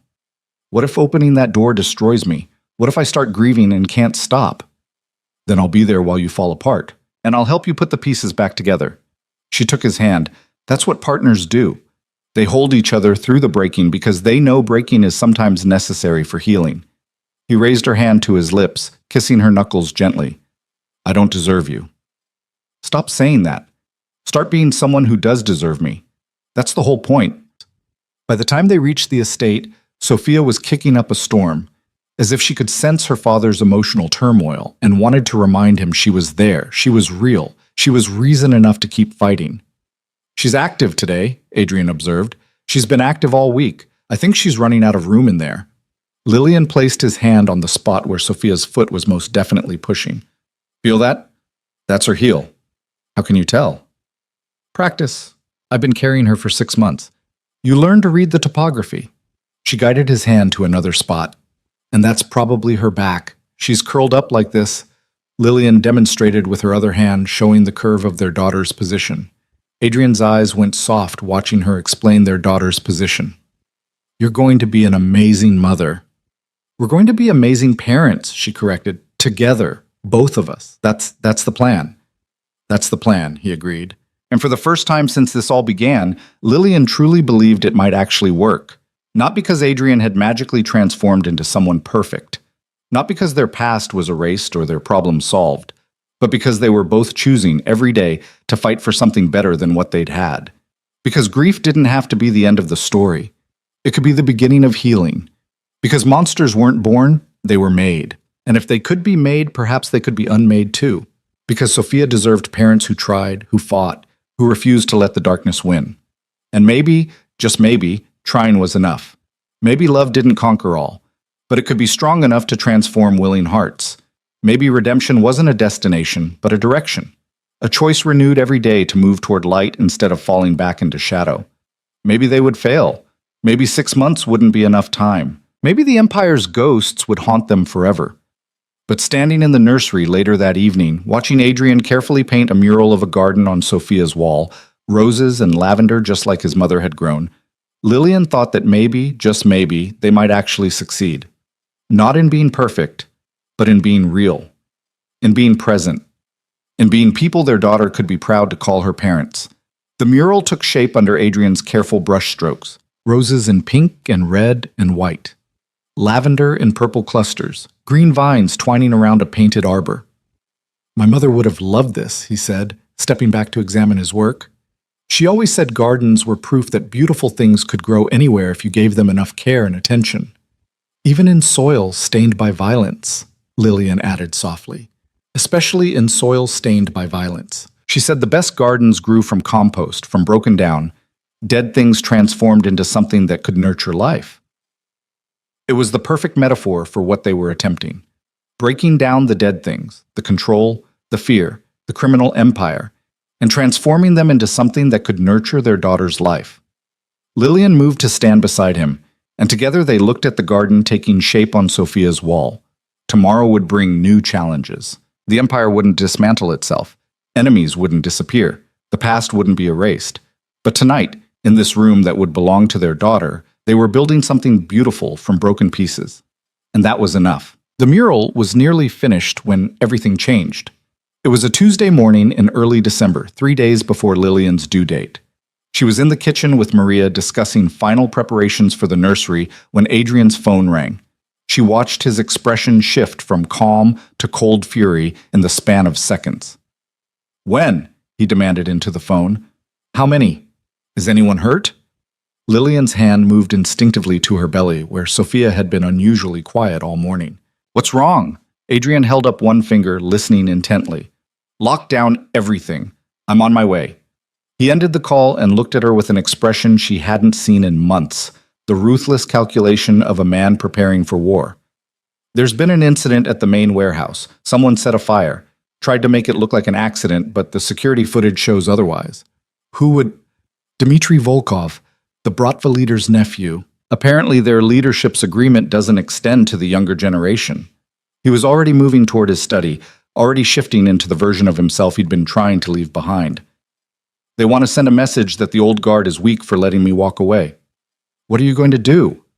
He stopped, turned to face her fully. "I'm going to handle it, quietly, without violence if possible. But I need you to understand that if they're targeting my businesses, they might escalate to targeting my family." The words sent ice through her veins. "Sophia and I aren't safe here?" "You're safe.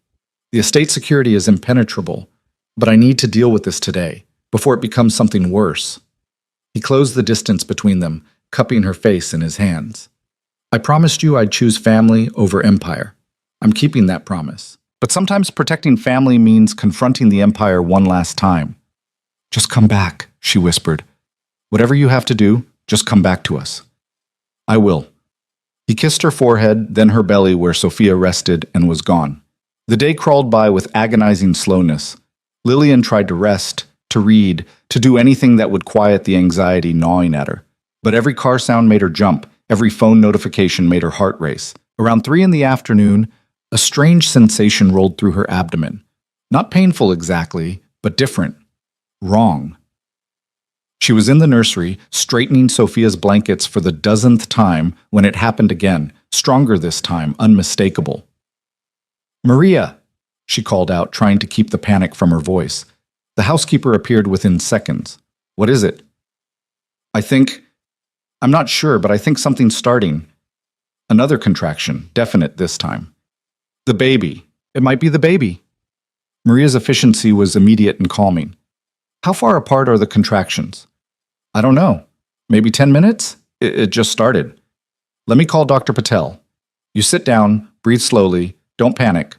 She was already pulling out her phone. And I'll try to reach Mr. DeLuca. But Adrian's phone went straight to voicemail.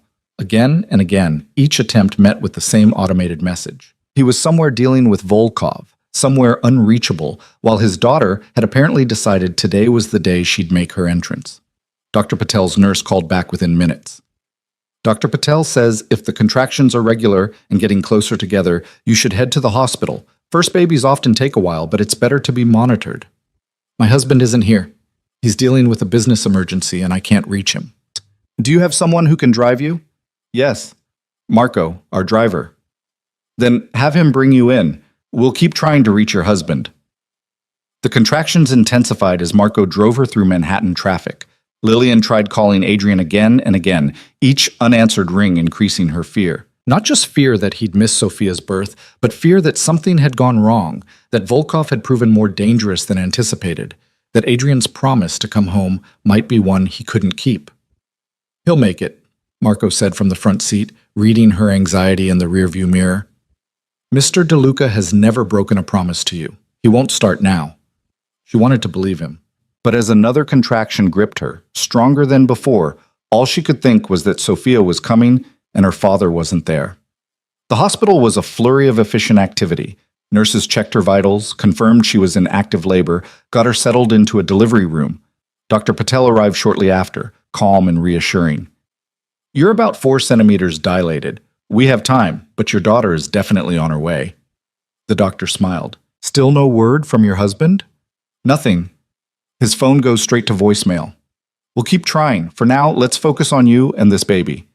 The hours blurred together in a haze of pain and breathing exercises, and nurses checking her progress. 5 centimeters, 6, 7.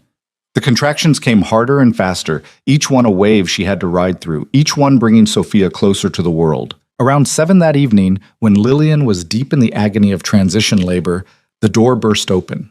Adrian stood there, disheveled in a way she'd never seen him. His suit was wrinkled, his tie gone, his hair wild like he'd been running his hands through it. Blood stained his knuckles. Not much, but enough to notice. You're here, Lillian gasped between contractions. You're actually here. I'm so sorry. My phone got destroyed in the confrontation with Volkov. I came as soon as I could. He was beside her in an instant, taking her hand. How far along are we? 8 centimeters, the nurse answered. She's doing beautifully, but it's intense. What happened with Volkov? Lillian managed to ask before another contraction hit. Later. Right now, all that matters is you and Sophia. He pressed his lips to her forehead. I'm here. I'm not going anywhere. The next hour was the hardest of Lillian's life. The pain was beyond anything she'd imagined. Wave after wave of intensity that made her cry out despite every intention to stay quiet and controlled. Adrian stayed by her side through all of it, letting her squeeze his hand hard enough to bruise, whispering encouragement, being present in a way that felt more intimate than anything they'd shared in their entire marriage. You're incredible, he kept saying. So strong, so brave. You can do this. And somehow, with him there, she believed it. At 9:47 on a cold December evening, after one final exhausting push, Sofia Elena DeLuca entered the world with a lusty cry that announced her displeasure at being evicted from her warm cocoon. She's perfect, Dr. Patel announced, placing the squirming, crying baby on Lillian's chest. Absolutely perfect. Lillian looked down at her daughter and felt her heart crack open in a way she hadn't known was possible. Sophia had a shock of dark hair, Adrian's aristocratic nose, and lungs that clearly worked magnificently. She was red-faced and angry, and absolutely the most beautiful thing Lillian had ever seen. "Hi, baby girl," she whispered through tears. "Hi, Sophia. We've been waiting for you." Adrian stood frozen beside the bed, staring at his daughter with an expression of such profound awe that he looked like a different person entirely. When Sophia's tiny hand wrapped around his finger, he broke completely, sobbing in a way Lillian had never witnessed. "She's real," he choked out. "She's actually real." "She's ours," Lillian said. "Your daughter." The nurses took Sophia to clean her up and do their measurements, while Dr. Patel attended to Lillian. 8 pounds, 3 ounces. 20 inches long. Perfect APGAR scores. A healthy, angry little girl who clearly had opinions about this whole being-born situation. When they brought Sophia back, swaddled in a hospital blanket with a tiny pink hat covering her dark hair, the nurse placed her in Adrian's arms first. He held her like she was made of spun glass and lightning, simultaneously fragile and powerful. "Hi, Sophia," he whispered. "I'm your dad, and I promise, that I will spend every day of the rest of my life being worthy of you." Lillian watched father and daughter together and felt something settle in her chest. Whatever else Adrian had been, whatever darkness lived in his past, in this moment he was simply a man holding his child, overcome with love and terror and determination. "Tell me about Volkov," she said softly, not wanting to break the spell but needing to know. Adrian carefully settled into the chair beside her bed, Sophia still cradled against his chest. "I met with him and his uncle. Made it clear that while I respect their organization, I won't tolerate threats against my family or businesses. The uncle was reasonable. He wants peace. But Dmitri was young, arrogant, thought burning down a warehouse would prove something." "What did you do?" "I bought out their entire stake in my legitimate businesses, offered them 3 times what we'd agreed to, made it financially stupid for them to continue the conflict." He paused, and I made sure Dmitri understood that while I'm walking away from the life, I'm not defenseless, that threatening my family would end very badly for anyone stupid enough to try. "The blood on your hands?" "Dmitri took a swing at me. I defended myself. His uncle was actually grateful, said I showed restraint when I could have done much worse." Adrian looked down at Sophia, who was beginning to settle into sleep. "It's done, Lillian. The Bratva situation is completely resolved. They're out of our lives permanently." "And the other operations? The remaining 40% you needed to divest?" "Finished. While you were in labor, I was finalizing the last transfers. As of today, every illegal operation is either shut down, sold, or no longer my responsibility." His voice was quiet, but certain. "I'm out. Completely, permanently out. It's over." Lillian studied his face, looking for the lie, the hedge, the escape clause. But all she saw was exhaustion and relief, and a man holding his newborn daughter with hands that had just fought for the last time. "It's really over?" "It's really over. The empire is dismantled. I'm just a businessman now, running legitimate operations, paying taxes, boring as hell." He managed a small smile. "Well, boring except for this perfect creature who's about to make our lives beautifully chaotic." Sophia chose that moment to squirm and make a small sound of protest. Adrian immediately began rocking gently, instinctively soothing her. "You're a natural," Lillian observed. "I'm terrified. She's so small. What if I do everything wrong?" "Then we'll do it wrong together and figure it out as we go." She reached out to touch Sophia's tiny hand. That's what parents do. They make mistakes and learn and try again. They spent the night in the hospital room, taking turns holding Sophia, marveling at every tiny feature, counting fingers and toes, and trying to believe this miracle was real. Around 3 in the morning, while Lillian dozed and Sophia slept in the hospital bassinet, Adrian pulled out his phone, a new one, since his had been destroyed, and called Castellano. "It's done," he said quietly when the older man answered. "My daughter was born tonight, and as of today I'm completely out of the life. Thought you should know." "Congratulations, Adrian. On both counts." Castellano's voice was warm. "Your mother would be so proud. You broke the cycle. You chose different. I had good motivation. The best motivation. Give that baby girl a kiss from an old man who's glad to see you made it out alive." After he hung up, Adrian stood at the window looking out at the city lights. Manhattan glittered below, the same city where his father had built an empire of fear, where Adrian had maintained that empire through calculation and carefully applied violence, where he'd met Lillian in a bookstore and fallen in love without realizing love would be the thing that finally set him free.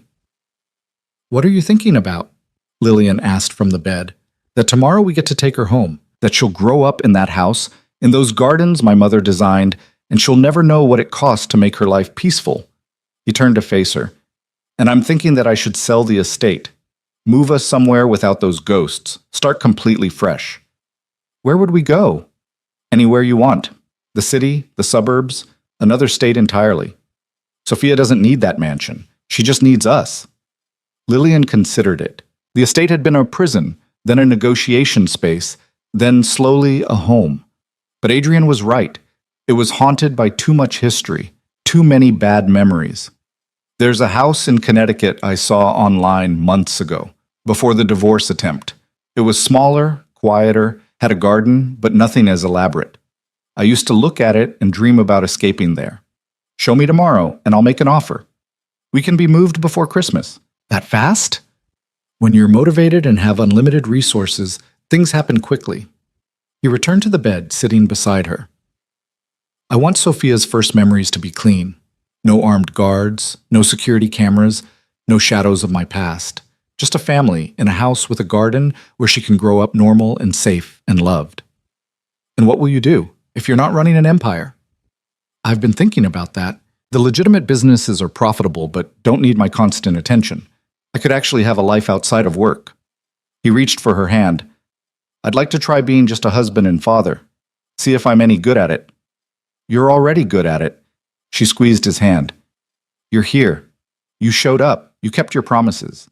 That's what matters.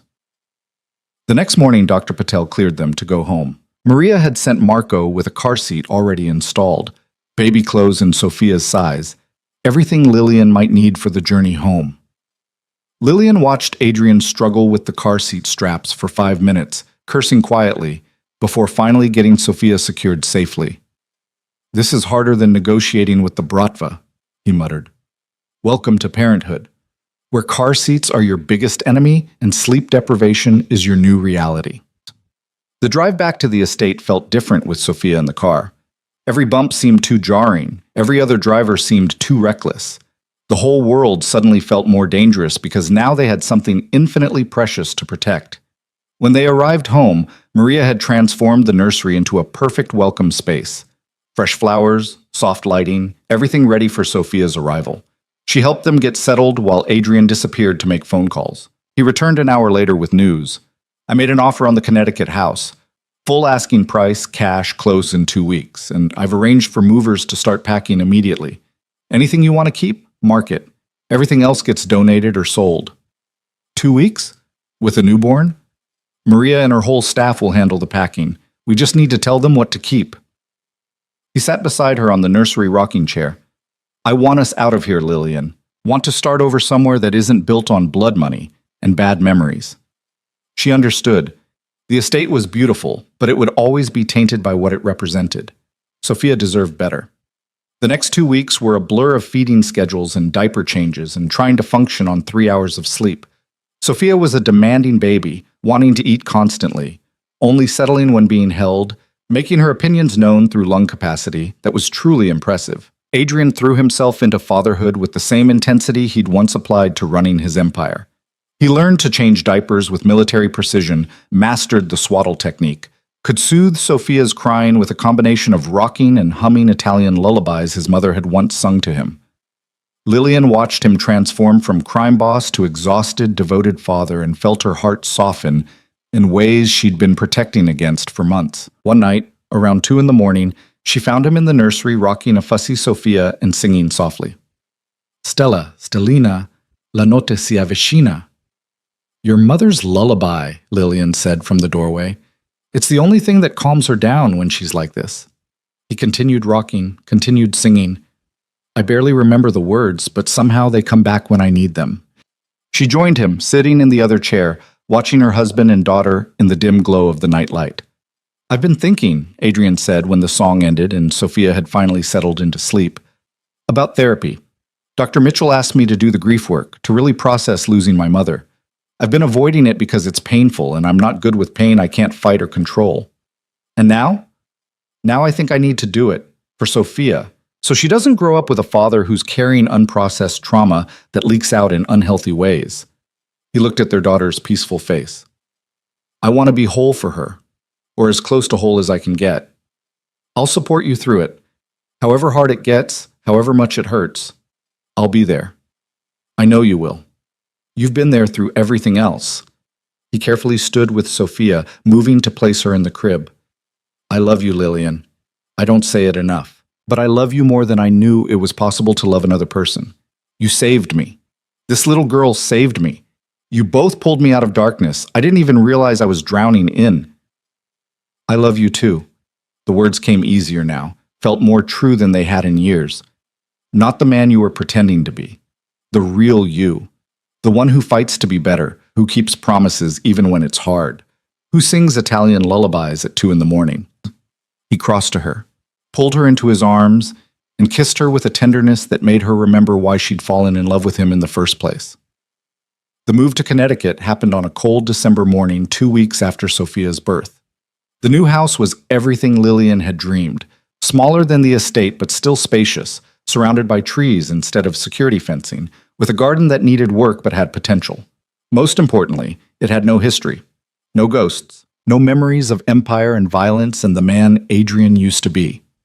They settled in quickly. Adrian worked from a home office, managing his legitimate businesses remotely. Lillian focused on Sophia and slowly rediscovered parts of herself she'd lost during the marriage. The woman who read for pleasure, who had opinions about things other than survival, who could breathe without constantly calculating risk. Their first Christmas in the new house was quiet and perfect. A small tree in the living room, Sophia in a ridiculous holiday outfit that Maria had sent, Chinese takeout because neither of them had energy to cook. "This is nice," Lillian said, curled on the couch with Sophia asleep on her chest. "Normal, boring, exactly what I wanted." Boring is underrated. Adrian sat beside her, one hand gently rubbing Sophia's back. "I spent 20 years chasing power and excitement. Turns out peace is better." They watched the tree lights twinkle in the darkness, their daughter breathing softly between them, and Lillian felt something she hadn't experienced in 5 years. Contentment. Not happiness exactly. That would come and go, would be complicated by sleepless nights and postpartum challenges and the normal struggles of marriage and parenthood. But contentment. The deep satisfaction of being exactly where she needed to be, with exactly who she needed to be with. 6 months after Sophia's birth, Adrian had his breakthrough in therapy. He came home from his session with Dr. Mitchell looking wrung out and raw, his eyes red from crying. Lillian took one look at him and simply held out her arms. He collapsed into them, and for the first time since she'd known him, Adrian DeLuca truly grieved. For his mother, who died too young. For his childhood that was stolen. For the man he might have been if love hadn't been beaten out of him and replaced with survival instincts. He sobbed against her shoulder while Sophia napped upstairs, and Lillian held him through it, murmuring comfort, letting him break because breaking was necessary for healing. When the storm passed, he pulled back and looked at her with eyes that seemed clearer than before. "I've been carrying that for 30 years, he said hoarsely, trying to outrun it, bury it, pretend it didn't matter. Dr. Mitchell made me stop running, made me face it, and it almost killed me, but I think I'm going to be okay now." "You're going to be better than okay." She wiped the tears from his face. "You're going to be free." That summer, they sat in their garden while Sophia played on a blanket in the grass, babbling at butterflies and reaching for flowers. The roses Adrian had planted were blooming, cuttings from his mother's garden at the estate, the only things he'd brought with him from that old life. "Do you ever regret it?" Lillian asked. "Walking away from all that power?" "Never. Not once." He watched Sophia discover her toes for the dozenth time, face scrunched in concentration. "I have everything that actually matters right here. No part of you misses it? The control, the fear people had of you, the empire? Sometimes I miss feeling powerful. But then I remember that real power isn't making people fear you. It's making them feel safe." He pulled Lillian closer. "Sophia feels safe with me. You feel safe with me. That's more powerful than any empire I ever built." As summer turned to fall, they developed routines that felt like the life Lillian had always dreamed of. Morning walks with Sophia in her stroller, weekend trips to farmers' markets, quiet evenings reading while their daughter discovered the world one small wonder at a time. Adrian sold the last of his business holdings that had any connection to his old life. He donated massive amounts to charities supporting victims of organized crime, established a foundation in his mother's name that funded gardens in urban schools, and slowly rebuilt his reputation as someone who'd walked away from darkness and somehow found his way to light. On their 6th anniversary, the one they'd almost ended with divorce papers, they renewed their vows in the garden behind their Connecticut home. Just them, Sophia, Maria, who'd retired but came for the ceremony, and Dr. Mitchell, who'd helped them find their way back to each other. The vows were simple. No dramatic promises, no flowery language, just honest words about choosing each other, about continuing to choose each other, about building something good from the wreckage of what they'd been. "I promise to keep choosing you," Adrian said, holding both her hands. "Every day, every moment, even when it's hard, especially when it's hard. I promise to keep demanding you be better, Lillian replied, to never settle for less than you're capable of, to love the real you, not the version you think you should be. They kissed while Sophia clapped her hands and squealed with delight, not understanding the significance but sensing the joy. That night, after Sophia was asleep and they were alone in their bedroom, Adrian pulled out a box Lillian had never seen before. "I've been saving this for today," he said, handing it to her. Inside was a leather journal, well worn, filled with his handwriting. "What is this?" "Everything I couldn't say. Every moment I almost lost you. Every fear, every hope, every promise I made to myself about being better." He sat beside her on the bed. "I started writing it the day you told me you were pregnant. Thought maybe someday Sophia would want to know the truth about who her father was and who he became. But I want you to read it first. All of it. No more secrets." Lillian opened to the first page. The date was the day she'd announced her pregnancy in that boardroom. "Today I became a father," the entry began, "and I realized that everything I've built, everything I've done, every choice I've made for 20 years has led me to this moment where I have to choose between the empire and the only thing that actually matters. There's no choice. There was never really a choice. My daughter deserves better. Lillian deserves better. I deserve the chance to try to be better." She read late into the night while Adrian slept beside her, reading the chronicle of his transformation. The fear he'd hidden, the grief he had finally processed, the daily choice to be different, the moments when being different had cost him everything he used to value and given him everything he'd never known he needed. The final entry was from that morning before their vow renewal. 6 years ago, I married the woman I loved and slowly destroyed that love through control and fear and the belief that power was the only thing worth having. Today, I get to marry her again, knowing that love is the only real power. That vulnerability is strength. That the best version of myself is the one that chooses her and our daughter every single day. I'm not the man my father made me. I'm not the crime boss who built an empire on fear. I'm just Adrian, husband to Lillian, father to Sophia, man who gardens on weekends and sings lullabies at midnight, man who cries at children's books and would burn down the world to keep his family safe, but chooses not to because they deserve better than a father who burns things down. I don't know if I'll ever fully escape the shadows, but I know I'll spend the rest of my life walking toward light. And that's enough. It has to be enough. Lillian closed the journal with tears streaming down her face and turned to find Adrian awake, watching her. "Thank you," she whispered, "for trying, for changing, for becoming someone our daughter can be proud of. Thank you for demanding I be better, for not giving up on me even when I'd given up on myself." He pulled her close. "I love you. I'll love you forever. And I'll spend every day proving I deserve that love." They held each other in the darkness of their bedroom in their quiet Connecticut house, miles from the Manhattan Empire that no longer existed, years away from the people they used to be. And in the nursery down the hall, Sophia DeLuca slept peacefully, dreaming infant dreams, unaware that her very existence had rewritten her parents' story. Unaware that she'd saved them both. Years later, when Sophia was old enough to ask questions, they would tell her an edited version of their story. They would explain that her father had made mistakes when he was younger but had chosen to change. That love was about transformation and second chances. That families were built through daily choices, not perfect beginnings. But for now, in this moment, on this anniversary that marked both endings and beginnings, Lillian and Adrian simply existed in the peace they'd fought so hard to create. The empire was gone. The darkness was past. The future was uncertain, but no longer terrifying. They'd survived the attempt at ending that almost destroyed them. They'd turned divorce papers into a family. They'd transformed a monster into a father, a prisoner into a partner, despair into hope.